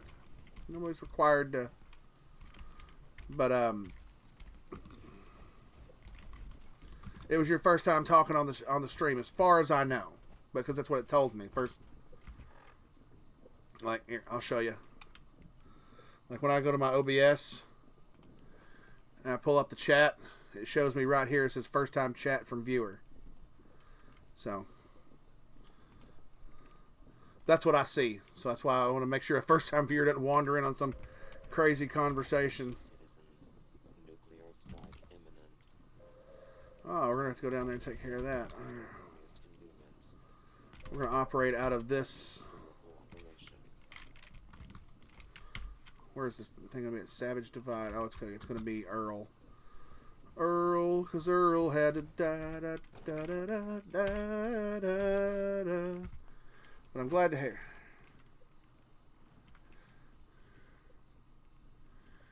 Yeah, we had other people here. Captain was here. Of course, Shen chats before he jumps in the Discord. Which I have a Discord. You're welcome to join. It's in the bio on the stream here. You can join me live if you feel the need. Not a requirement, as long as we all play nice. Well, I'm a concept builder. A lot of people will tell you go look up this build or that build based on what you want to do. You want to play with big guns? Do you want to use rifles? Do you want to be stealthy?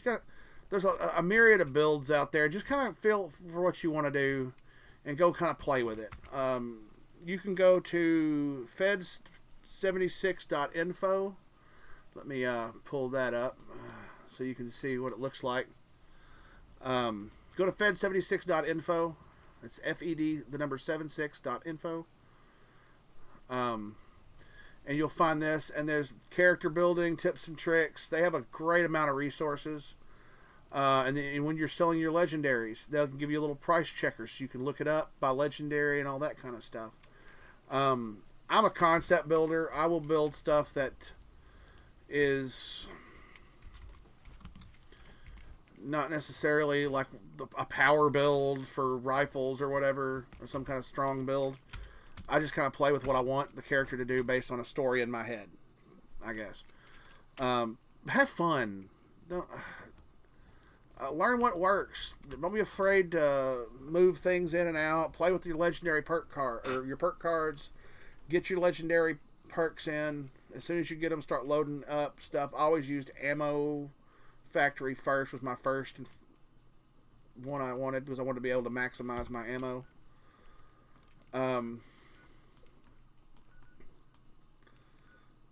It's going to hit Monongah Mine and Monongah. See what else I got for challenges today. But have fun. I mean, find people you can play alongside and have a blast. You know, there are going to be toxic people on here, so don't let those discourage you. Have fun and have fun. I mean, that's all. It's a video game. I mean, I'm online playing a video game because.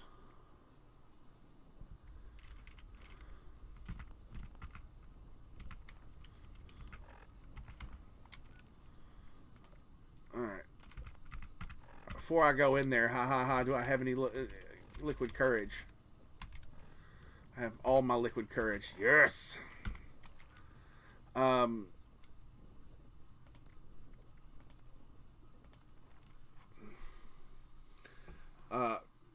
know, if you want to hang out here and join the Discord, we have people here that you can ask questions of in our Discord.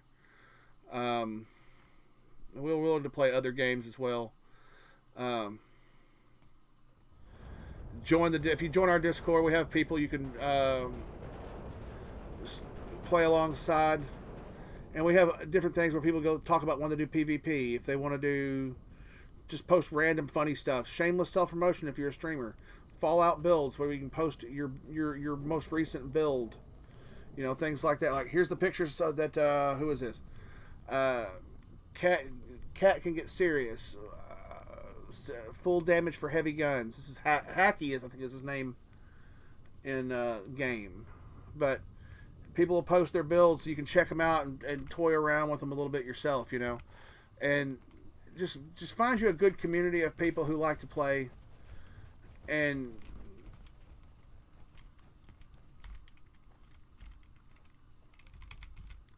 run with them, you know. Don't be afraid to team up. Don't accept private team invites because they can go to your camp and tag it. I tag people's camps. I often will invite people to my team people I know that I regularly play with, and I will go to their camp and tag it. Jersey's a victim of Welded Life tagging. Every one of her camps has some sort of tag that I have produced on site for her. This is Welded was here.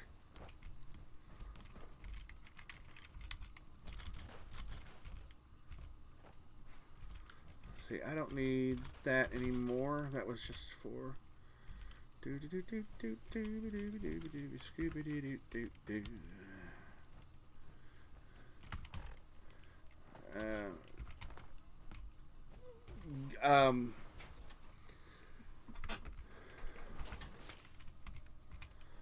I'm not wearing anything.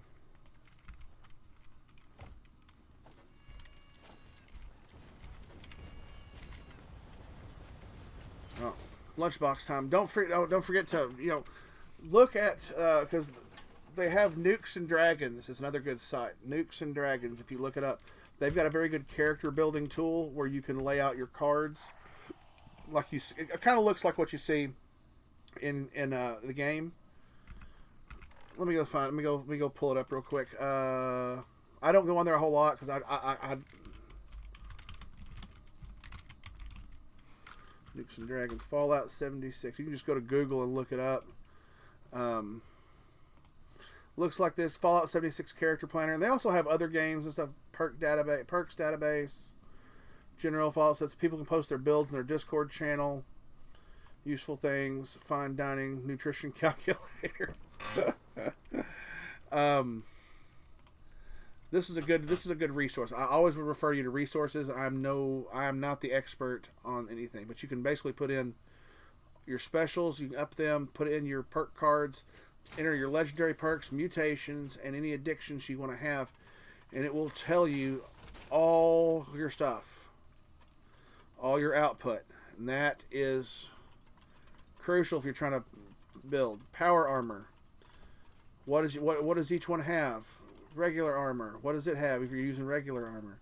It's a beautiful resource, and what weapons you're using. So you basically get a good tally of what you're doing. And it's a great resource. I'm not affiliated with either of them, but somebody pointed these out to me, and I felt it necessary to let me go lunchbox. And I need to feed my character before he I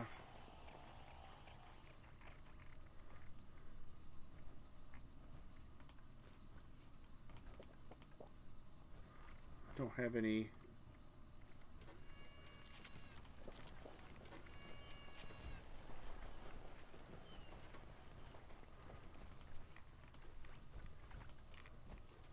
All right, well.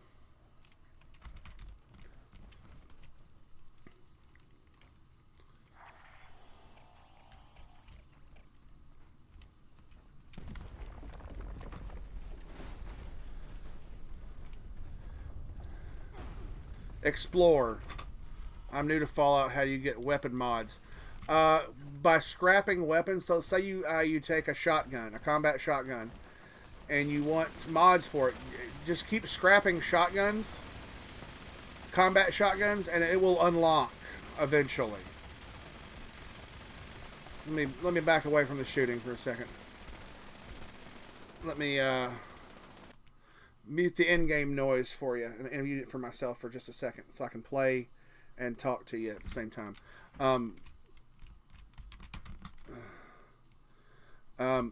You can do scrapping weapons. Any kind of weapon you scrap. Excess weapons that you don't want or don't use, go ahead and scrap them. You may down the road decide you want to build a weapon with that kind of weapon down the road or change your build.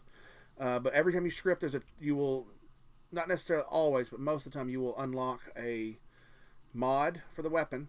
Now, if you're talking about legendary mods, that's different.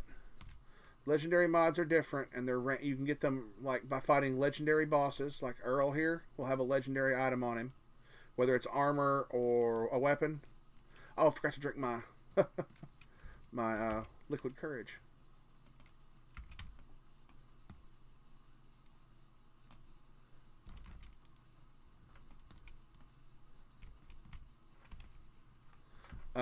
So you can get legendary mods by fighting legendary creatures. Anything with a star, 1, 2, or 3 stars out beside its name. Where's Earl? Damn it! Why did I die? Why am I dying like that? I shouldn't be dying like that. Oh, I'm not, because I'm not paying attention. You can pick up all kinds of legendaries from anything with a star. You know, if you're looking to make a legendary mod, you can take the legendary weapons and go to a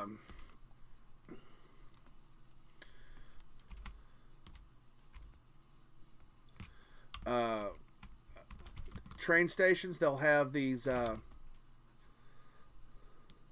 vending machines that are there somewhere that look kind of like halfway put together, and you can cash them in for what's called scrip. Which is another currency that's in the Fallout universe. Where is Earl? There he is.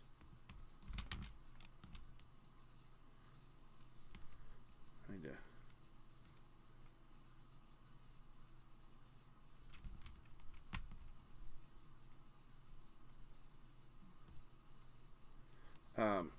you can turn it into script, and then you can go to when you create a weapon and put a legendary effect on it.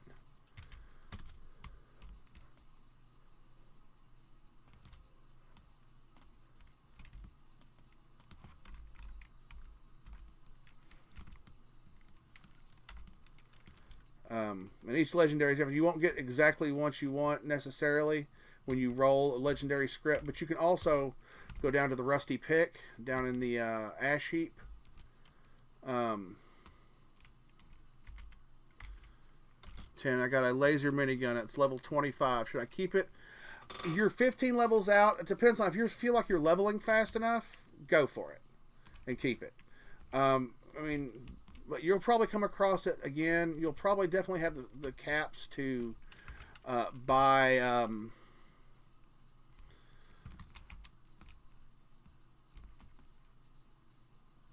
To buy the plans to build it down the way for yourself. So I would scrap it. I would scrap it or sell it. Now at your level 10, you're still developing, getting plans and stuff for mods. It'll push me out of this here in just a second. You're still getting plans and stuff for mods, so it would be a safe thing for you to go ahead and scrap it versus sell it.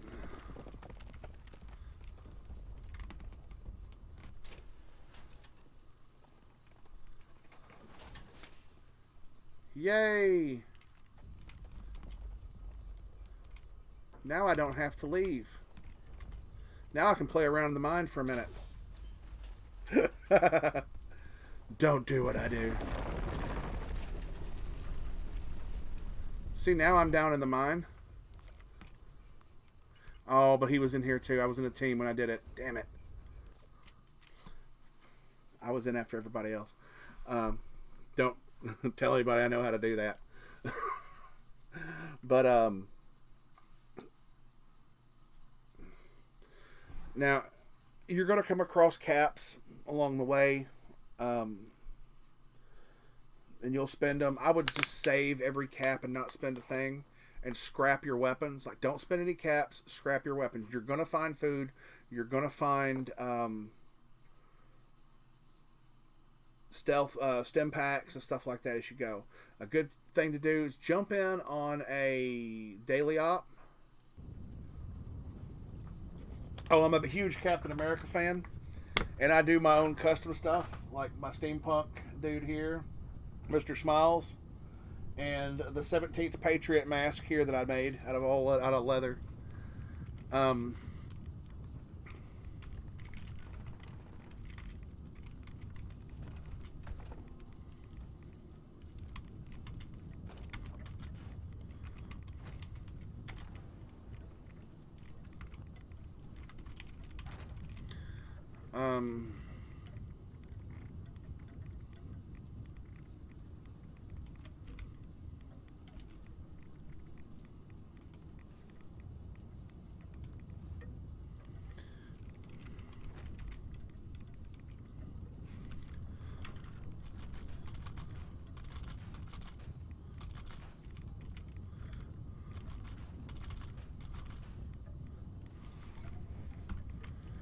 but basically it's a whole lot of just it's a whole lot of fuck around and find out. Just go and do.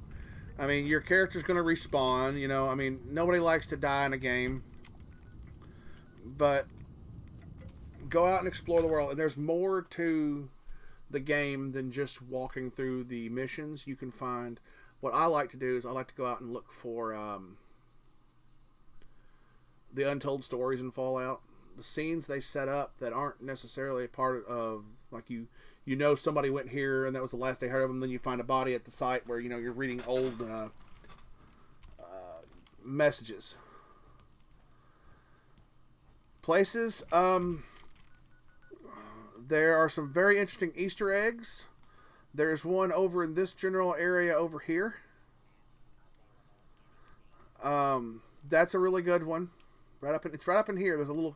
There's like two hills, and there's a little valley up between on this ridge here somewhere. And going there's a good place to go.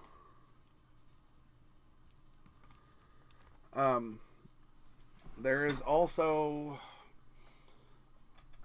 a place where I keep one of my camps that you should go. You're level 10. It'll be hard for you to get there. You'll find places as you go that are interesting. Gather now, faithful followers of the most wise and beneficent Mothman.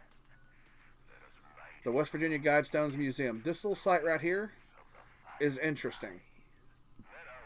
It's down here. So, just so you know, south from 76, it's south and east of that. It's down here past Uncanny Caverns and everything.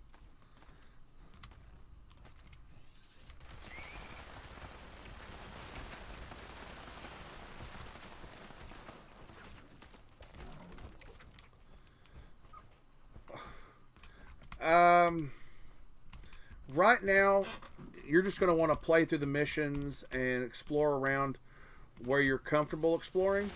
At level 8, are you on PC or are you on a console or?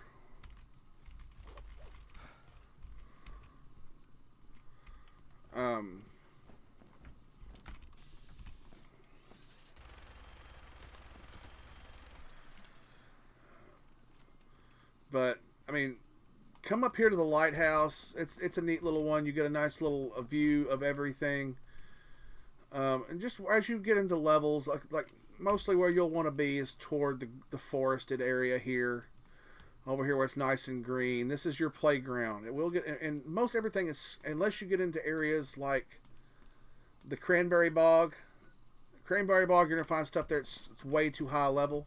Most everything scales down. So don't be afraid to venture out a little bit.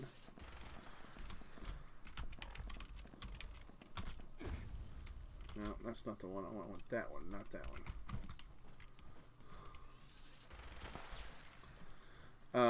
Just run around and find stuff. I mean, go off the beaten path.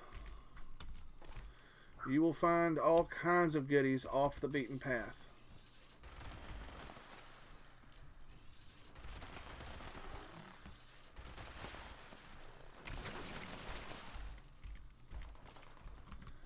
There's all kinds of stuff off the beaten path.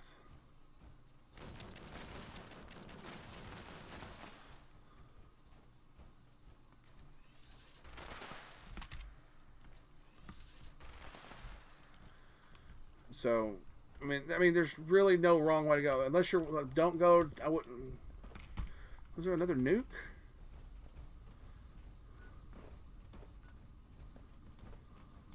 Again with Monongah Mine? All right, well, I got a couple minutes, and then we'll go set up a.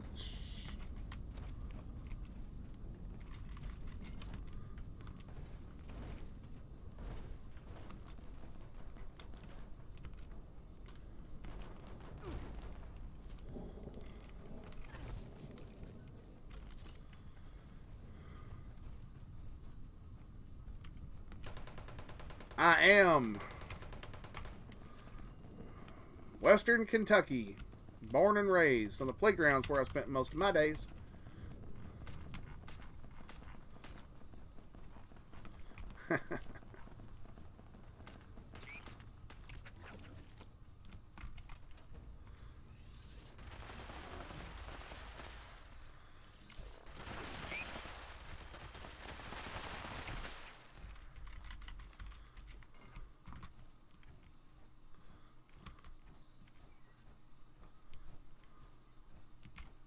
Okay, somebody's headed up there. All right.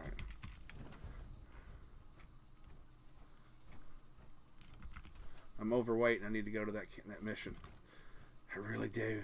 I want to.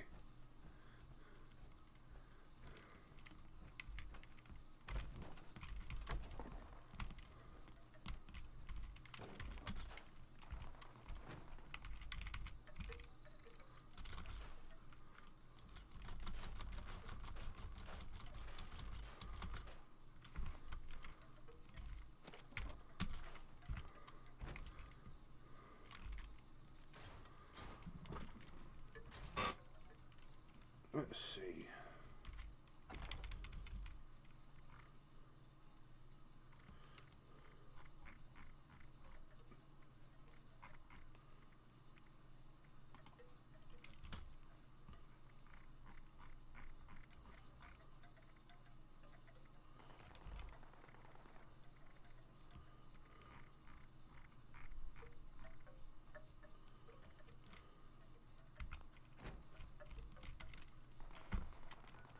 Alright, let's go to a colossal problem because it has not started.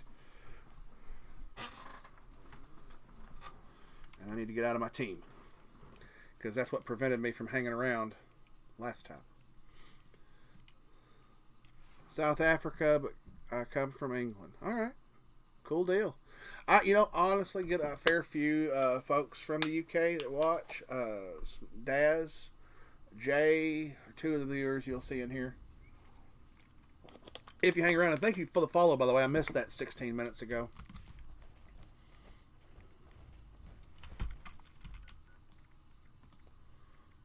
All right, now we're going to leave team.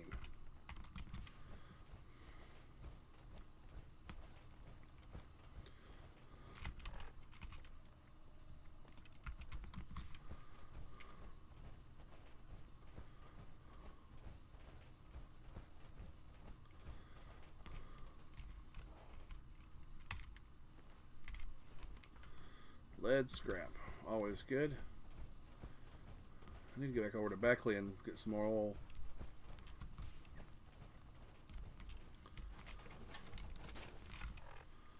Alright, let's go to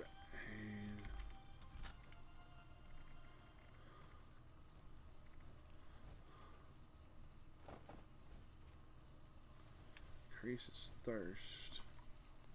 We'll take a berry mentats. We're gonna do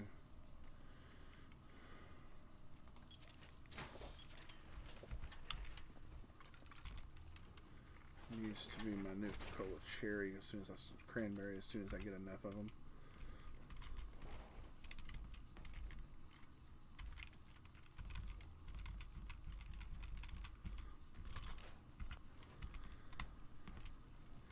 I got a fair few people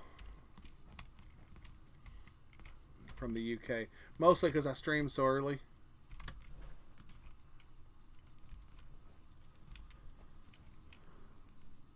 I got a YT.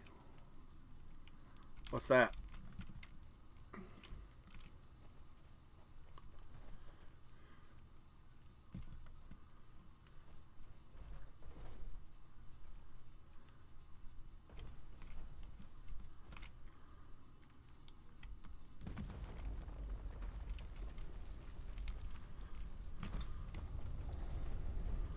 I don't understand some of the lingo because I don't play on the internet other than to play games. So I don't get all the jargon sometimes. Leet speak, as it was known in my era of attempting it.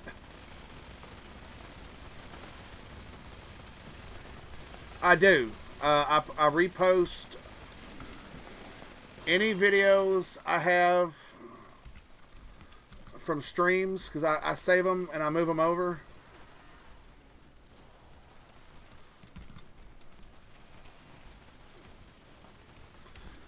And anytime I do a lore video or something that's interesting, I'll post theories and stuff.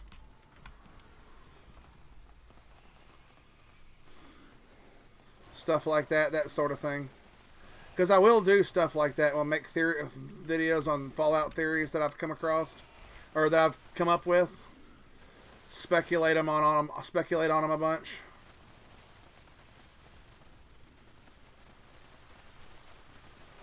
Because it's fun. It's fun to do based on the clues they give you. So I do have a YouTube.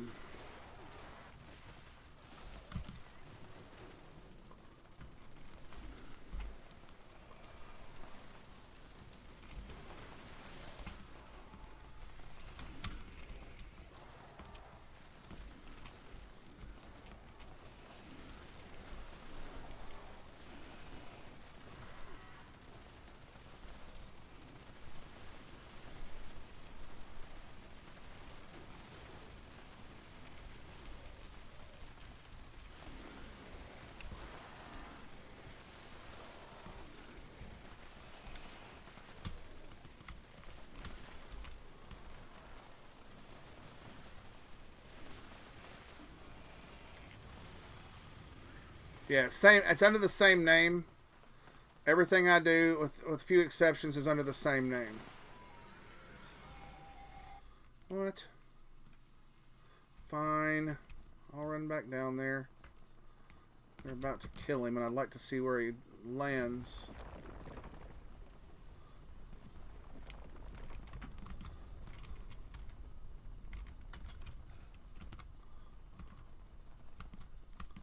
Oh, so I got locked out. Alright, so I'm gonna have to run down there to do it. Okay.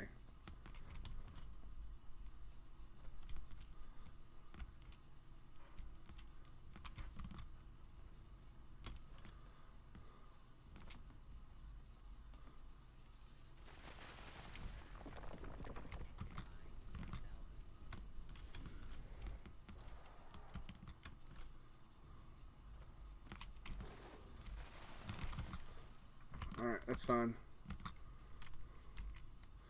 I missed out on the legendary this time, but I'll get I'll get for completion though, so.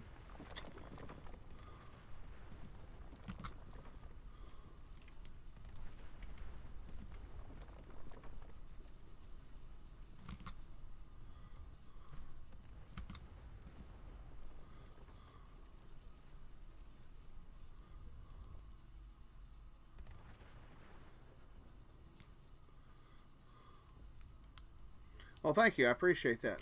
Everything I do, it's always going to be the same name. Welded Life. Just like you see it here.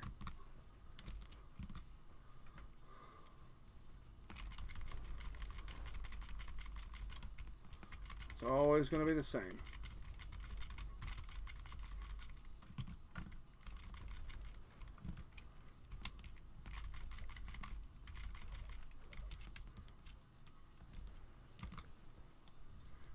ahead and bail.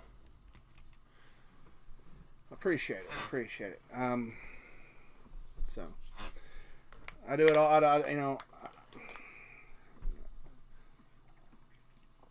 My videos on YouTube are not professionally done. I do all my videos and stuff. I transfer YouTube streams from here. I can record, or Twitch streams. I record, and I have to wait, I think 48 or 72 hours before I think was it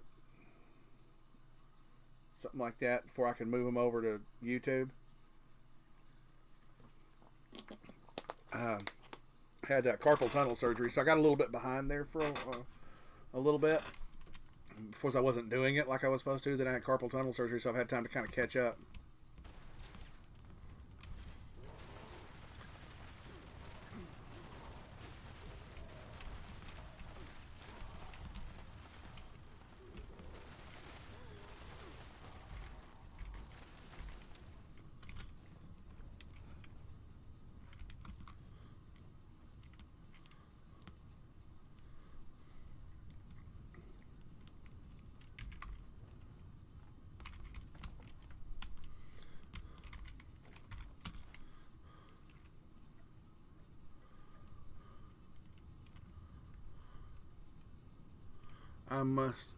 I went and subbed.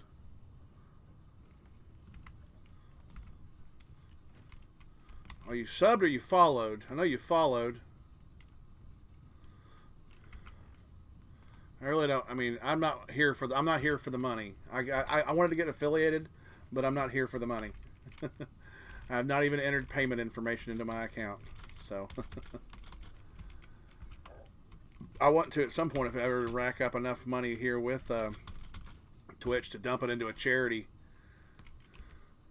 Or if it's way too much, I'll just end up going in. Let's see where we're going, down. Oh, south.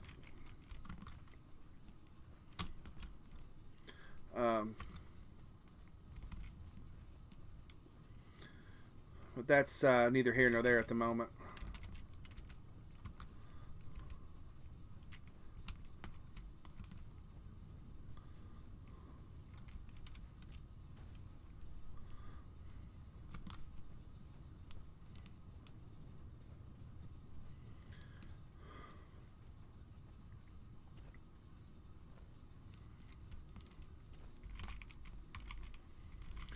And eventually, I'm not taking any radiation damage? Oh, you subbed on YouTube. Awesome. Okay. Well, that'll keep you up to date with any past streams and stuff. I talk about all kinds of stuff, so if you're easily offended, don't be. Because I talk about whatever. I have my opinions and stuff, and they are what they are. They're opinions. But you've stayed around this long, so... Alright, let's see what's down here. Seriously, I saw explosions. Does that mean everything just down here just got unalived?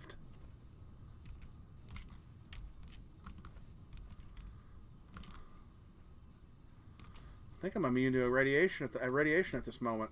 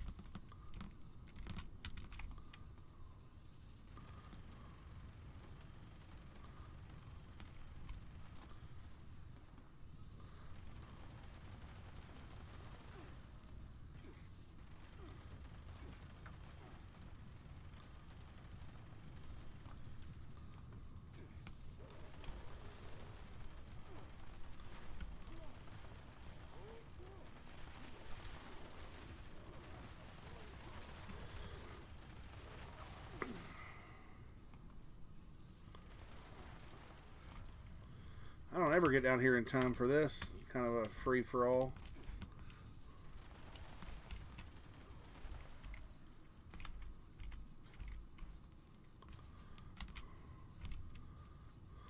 Trying to get...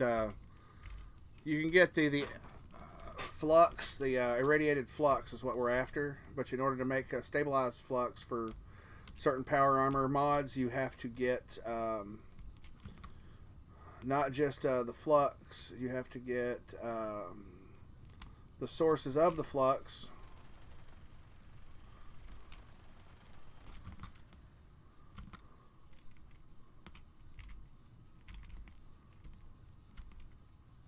Alright, come chase me over here.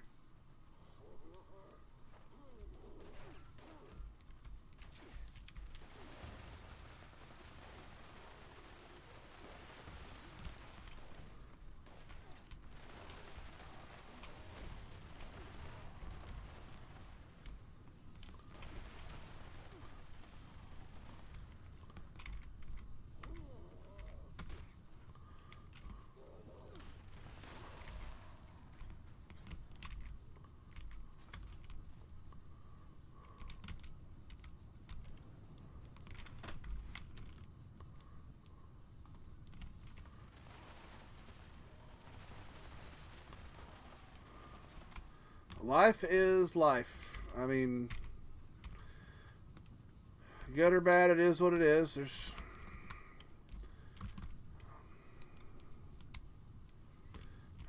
I'm not complaining. The biggest part of this is I ain't complaining. Okay? Well.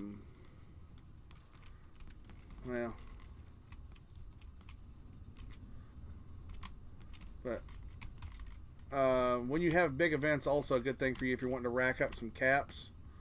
Go to the big events and see what people drop. Nice. Because you'll often find that people leave behind stuff like shotguns and stuff that they don't care, they don't want to bother with it. Alright. So you can basically pick up their junk that they dropped, like shotguns and stuff like that, if you want, and sell it for script.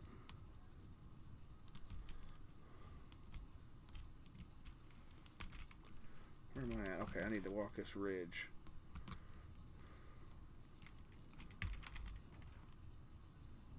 What in the actual hell? There it goes.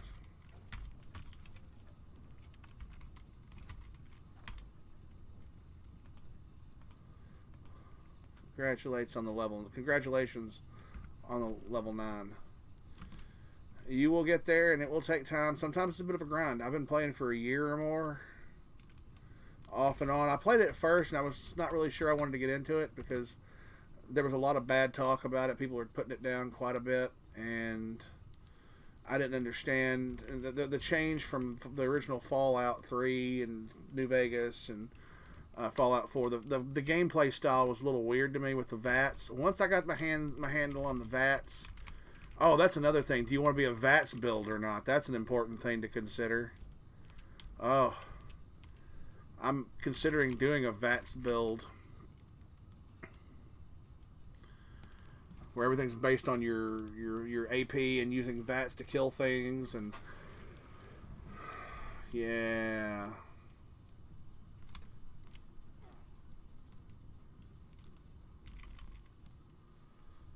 A lot of stuff to consider there.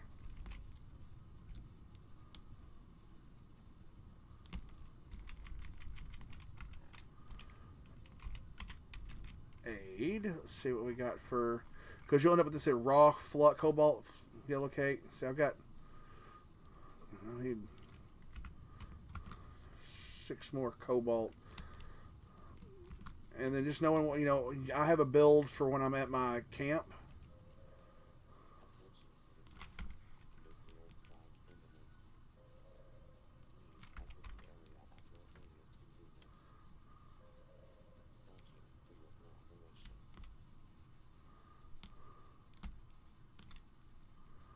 I don't know where it's going to be at.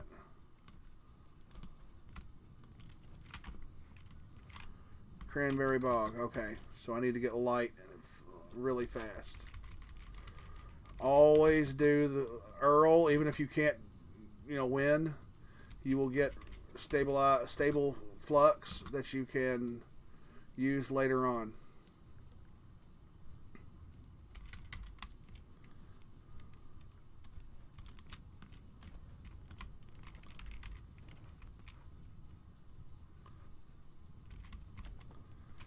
Let's offload some stuff and get down for the goodies.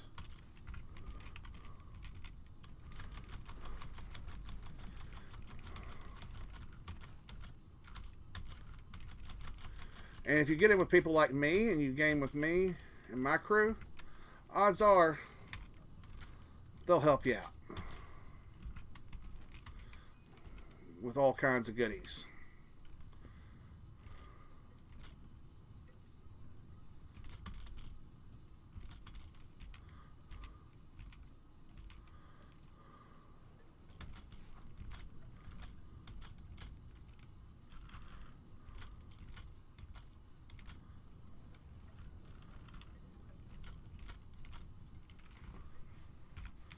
Alright, now let's get down here for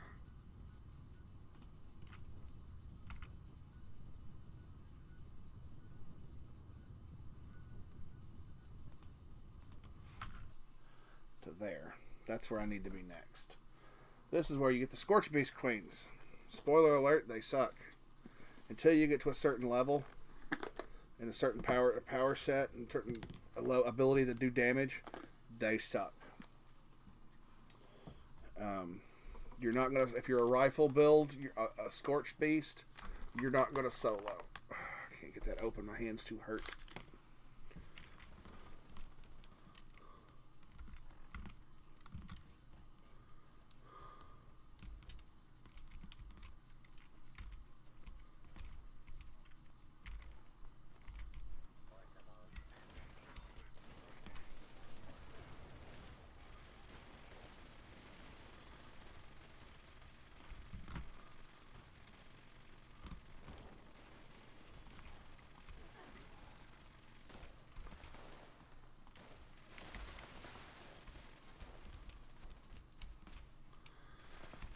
Oh, you'll find a build that suits you, that you like. It may be the rifle build. It may be a stealth rifle. It may be a bloodied rifle. Who knows? Start looking at those legendaries and see how you want to do, and go from there. You may just decide to kind of cobble together something that you want, versus trying to stack and being one of those OP players who just does uber everything with the super builds and stuff like that.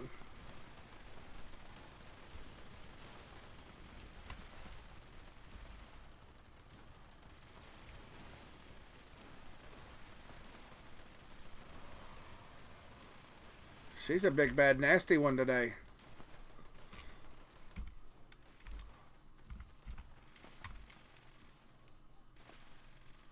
That's my problem right there. That was my problem. I should be fireproof.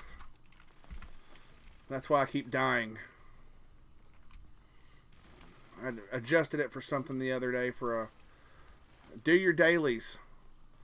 Daily quests, daily and weekly quests, and by that I mean going in here and looking at your challenges. Daily, weekly. Do those to rise to the scoreboard, you get bonuses for that.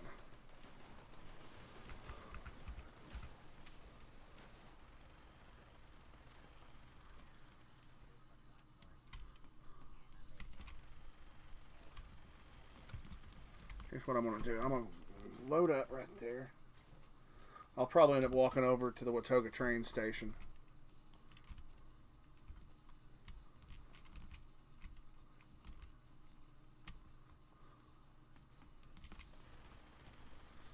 Come on, you big nasty bitch. Come on.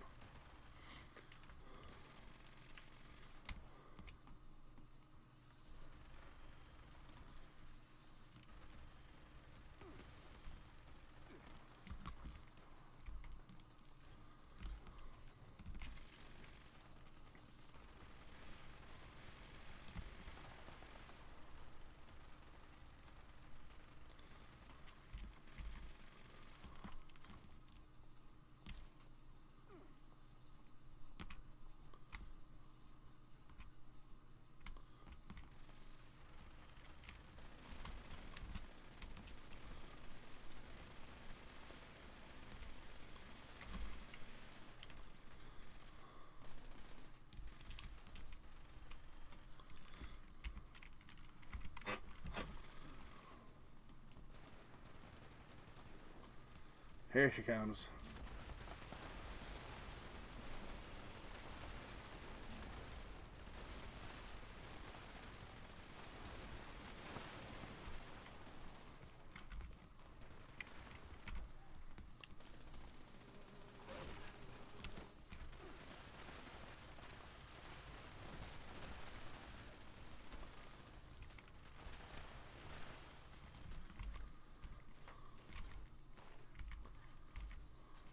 Oh, wow.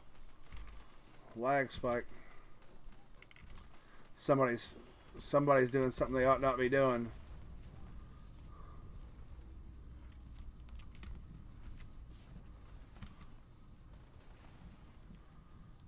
Alright, we're going to walk over to the train station.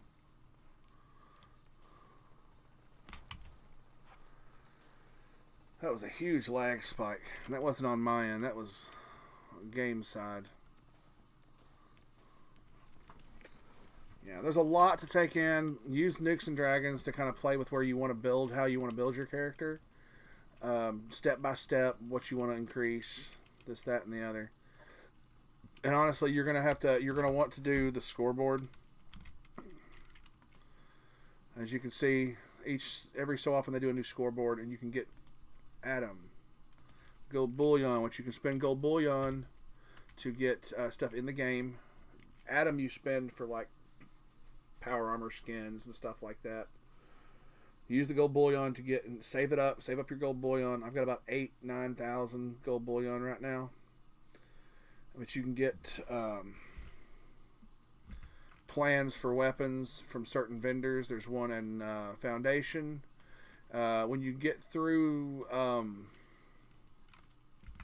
most of the story, you'll find another one.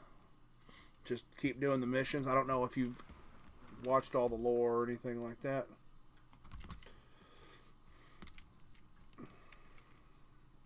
Or how much you know about the game before you played.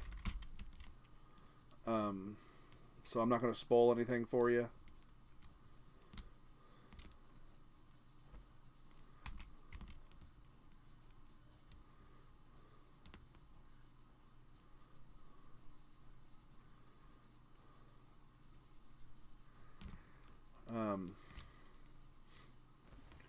Inspect places carefully. When I say that, don't just, pan around real quick looking around for stuff. Look carefully when you go into places, because sometimes, some people are known to hide things. And so it might be set just out of sight. There's a certain key to a safe located somewhere in the game that you go into an apartment somewhere in the game to find the key, which is knowing that the safe and the key go together is kind of like, how would you know? You read some lore and you realize what you're talking about. But like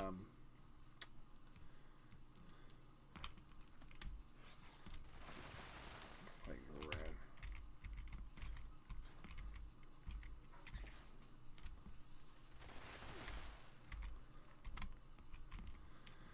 And like there's Freddy Fears. I'm just into oh. All right. Time is 11:13.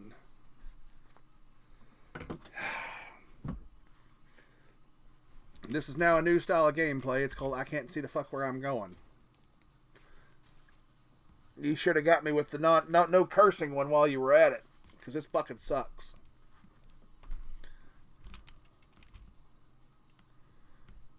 I have to use VATS a lot more. You'll hear this. I don't know if you can hear that. You'll hear this. Me spamming the VATS button.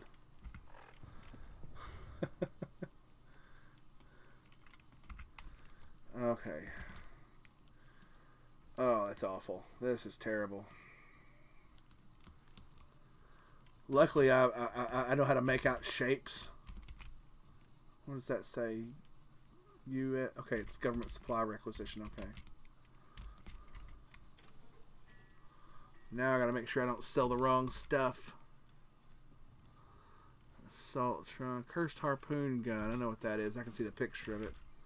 Suppressed knuckles. We'll get rid of that. How much has it got left in it? Oh.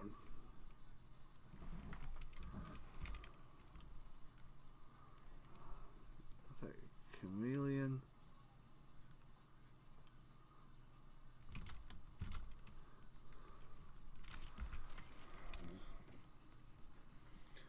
Alright. This sucks. Oh, this sucks so bad. Nobody's really been doing this here until here lately. That people... like, I want to make you take your glasses off. I think that's my grenades.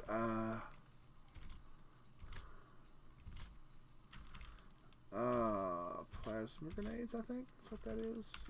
Quad cryolator, I know what that is. I don't even know how much. Like, it's like, well, this couldn't be that bad for 5 minutes. This is excruciating.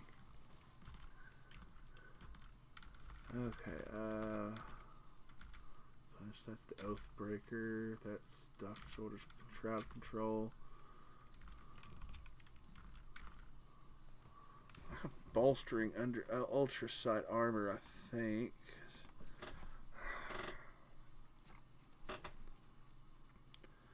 Oh my gosh, it's just like pulling teeth. Forehead, let's see, what's the torso and the right leg? Is that one? Okay. Torso, okay, so now I can go in here, and get, oh, I gotta be able to see it. Great.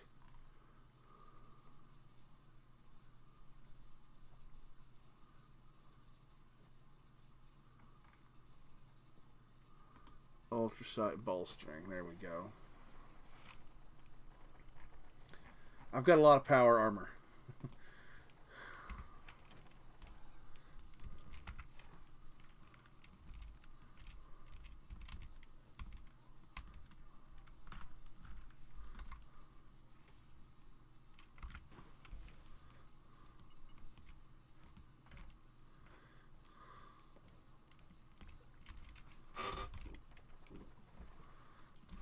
That can get put away. That can.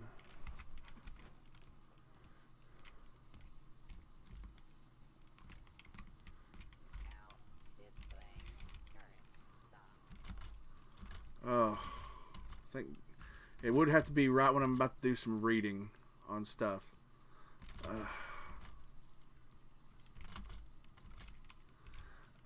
Another way to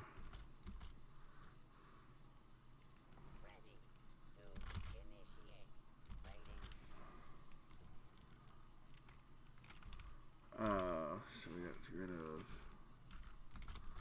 glowing meat. That's honey, ionized meat. Maybe I should just look at the pictures and see what it is. Oh, that's a little easier. What's that? Rad rat meat.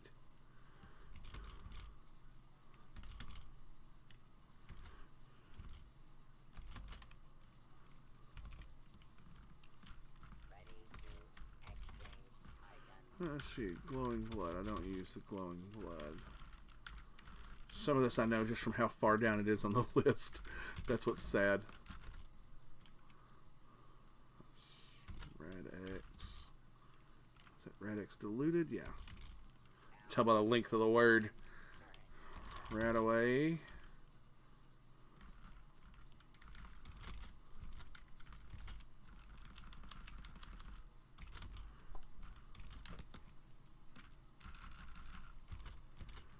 Oh. Is it 18 after? Yes, I can put my glasses on now. God, 15 minutes. 5 minutes, it seems like an eternity. Oh. Awful. But feel free to have fun. I will always honor those things just to keep y'all amused at how hot must. You don't do that to me during the middle of a fight. Ugh. VATS becomes a VATS junkie. Let me get over here.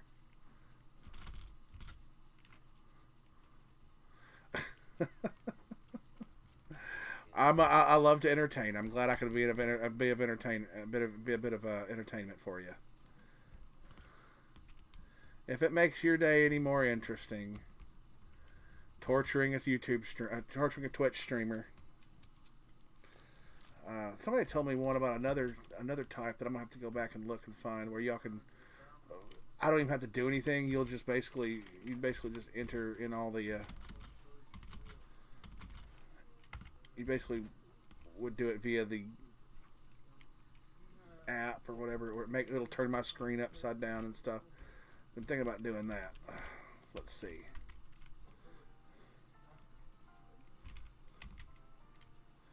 All right. Some people want to sell their stuff for a lot. Anti-armor death tambo? No. Anti-armor pickaxe? No. Anti-armor short plow. None of this stuff is worth what they're charging for it. This is way too much. And if I was of a mind to, I'd go launch a nuke at his camp. What else do I need? Aristocrat, right leg. I need T-45 right leg with a aristocrat. I need a Jersey.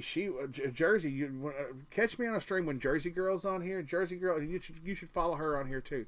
Jersey Girl 2420. Like as in like New Jersey, but it's Jersey Girl, all one word. 2420. You'll find her. She's great. She will get straight up. She doesn't play just Fallout. She plays like Gears of War. She doesn't stream a whole lot, but I'm trying to coax her back into it. She streams, gets on here with me sometimes, and somebody will talk shit to her or do something that just pisses her off. Let's see, right leg. Let's see. Yeah, no. Wait a minute. What was that Vanguard piece of armor? Vanguard pole armor for combat armor.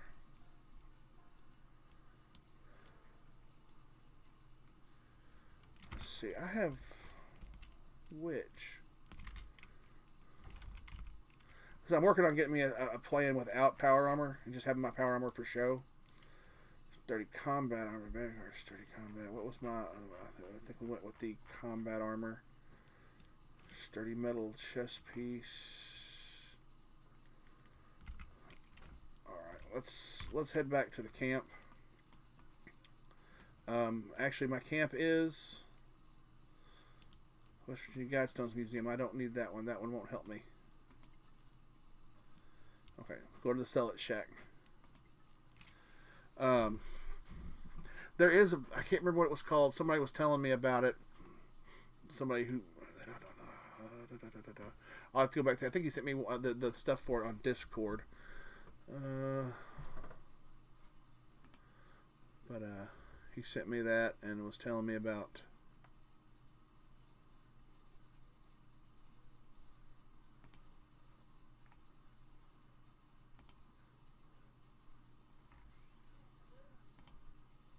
how Cat Can Get Serious is not hacky. Who was it? I'll have to go back through my private messages on Discord. But somebody sent me that link to it, and I'll have to go find it, and he was telling me all about it. And it sounded pretty neat. And I'd be willing to suffer the torture. Alright, let's not go into the casino. Let's... Jeez. We're going to go into my shelter, because we'll do a few little things while we chitty chat, and it won't be long, and won't be too terrible long, and I'll need to say farewell. Not yet. Don't go running off just yet.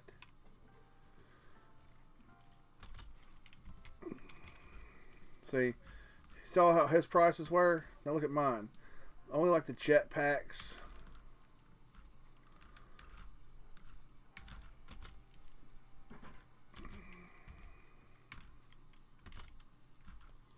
That's Ultrasight. Any plans like that are fucking worthless. I sell recipes for 5. Most of the mods I sell for 50 caps, and you'll see like decorations for the around the camp 10. There's some more rarer things that I'll jetpacks I always try to sell for.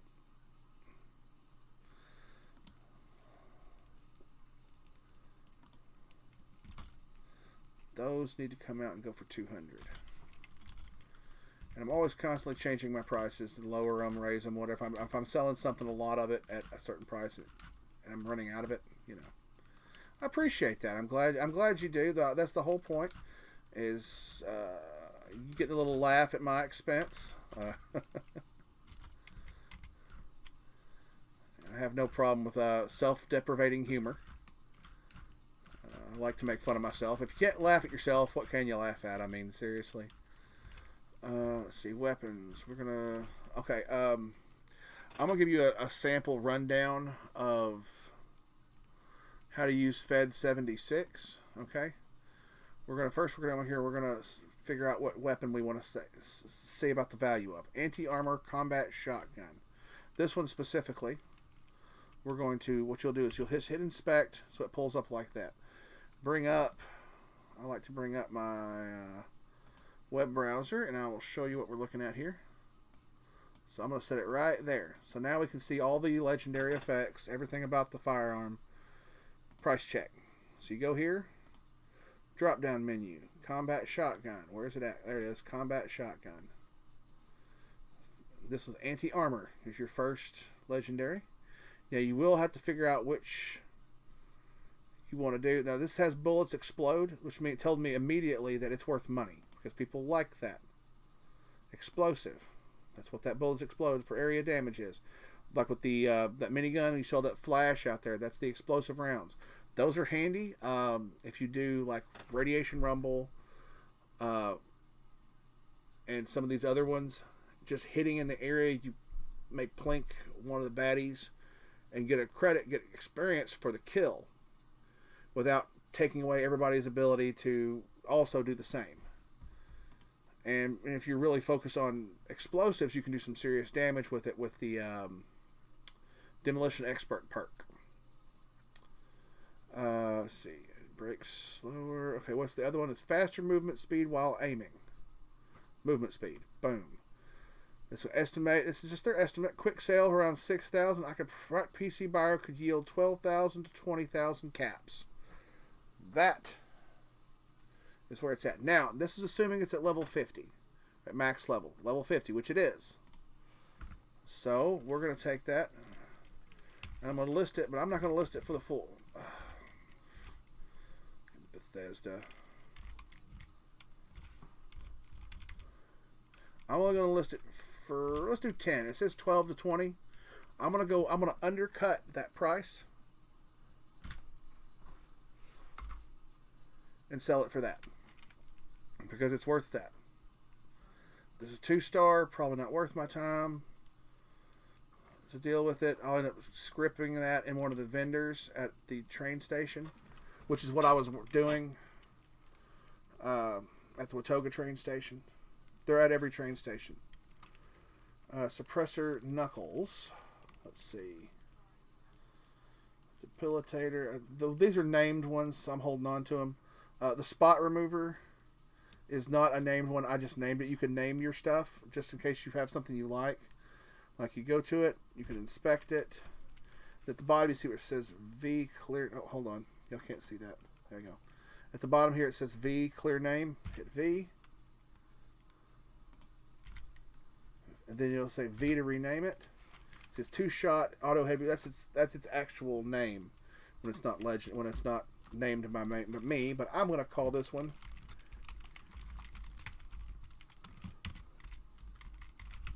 Yeetus Deletus.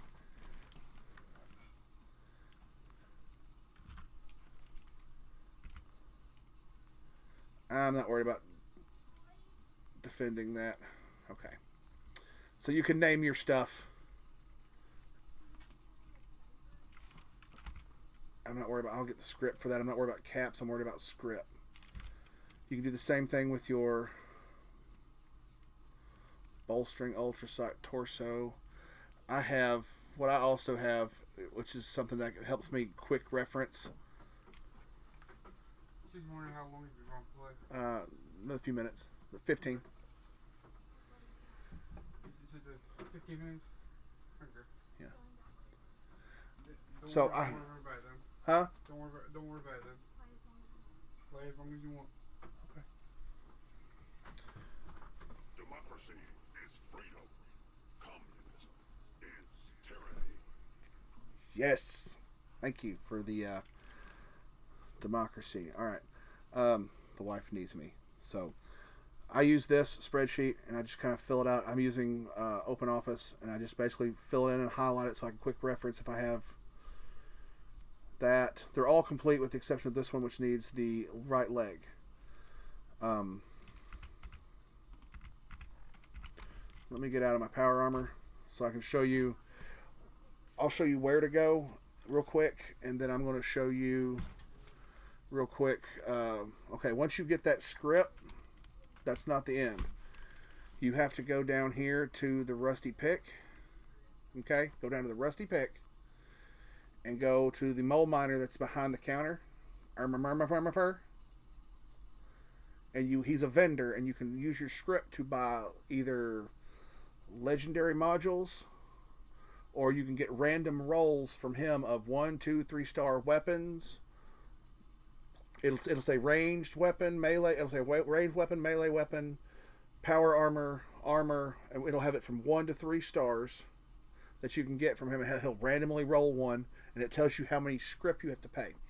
Now from there, you can go from that. If you're doing the modules like I do, because I have suits of power armor, or say I wanted to do a weapon, I'll go into modify and repair.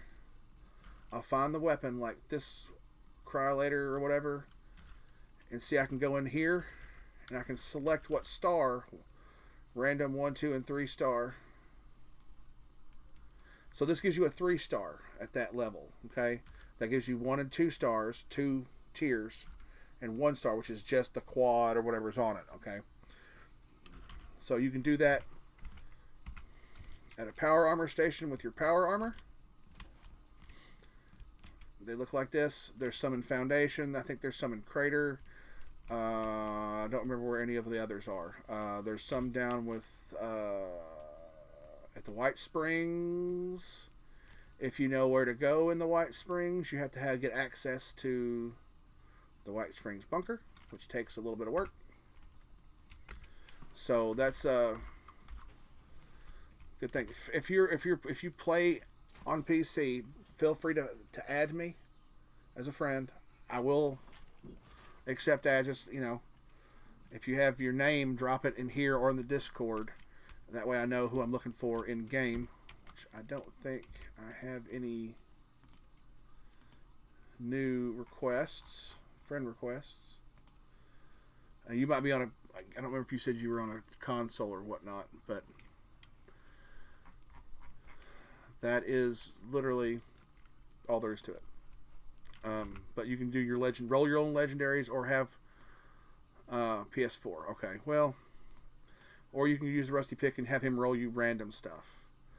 You're going to get treasury notes that you can cash in for bullion at Foundation. Those reset daily. You can server hop and go to, if you have a lot of script, so you just stockpile a bunch, which I did, you can server hop and he'll reset per server, and you can keep cashing out until you're out. So there's a lot of ways to do that, and there's currencies are script, caps, gold bullion. That's the in-game currencies. Outside of that, you have your atom, which you'll see down here, and you go to the atomic shop for that. Okay, that's down here in the utility section. Always get your freebie, and your atom goes here. So when you're doing those scoreboards, like I have right here, you get all kinds of freebies, including atom, caps, stuff for your camp. Work your way through there. It's sometimes going to be hard, but the more you do, the faster it'll go, and the higher level you can just cook through your dailies. But my dailies reset every day. Central to my time, they just reset about 34 minutes ago. So I can literally walk up to my workbench, craft ammo, build. It's usually stuff like this. Sometimes it's kill super mutants and stuff like this, which you may or may not be able to do. Take that as you will. But there you go. That's how you do it. And use those resources. Nukes and Dragons, Fed76.info for your pricing. And you can just literally just search on Google or any of the others. Fallout 76 character builds, rifle builds, and there will be all kinds of stuff that pop up via Reddit and other places where you can go see what other people have done. Do so. Check out our Discord. Show us what you are thinking. If you maybe go to Nukes and Dragons and take some screenshots and post them on the Discord. This is what I'm thinking about doing. People will give you feedback, hopefully. Make sure you go at everyone on the Discord. But with that being said, it is time for the old welded to mosey on down the line and say, take care of his wife. You have a wonderful, blessed day, and hopefully you'll come back and see me in the next day or so when I'm on. I don't have a regular schedule. I just kind of come on. Usually if I'm going to be on, it's of a morning until about now. This is usually like the end of my stream. So you have a wonderful day. What else was I going to think? I was thinking something else. You have a wonderful day.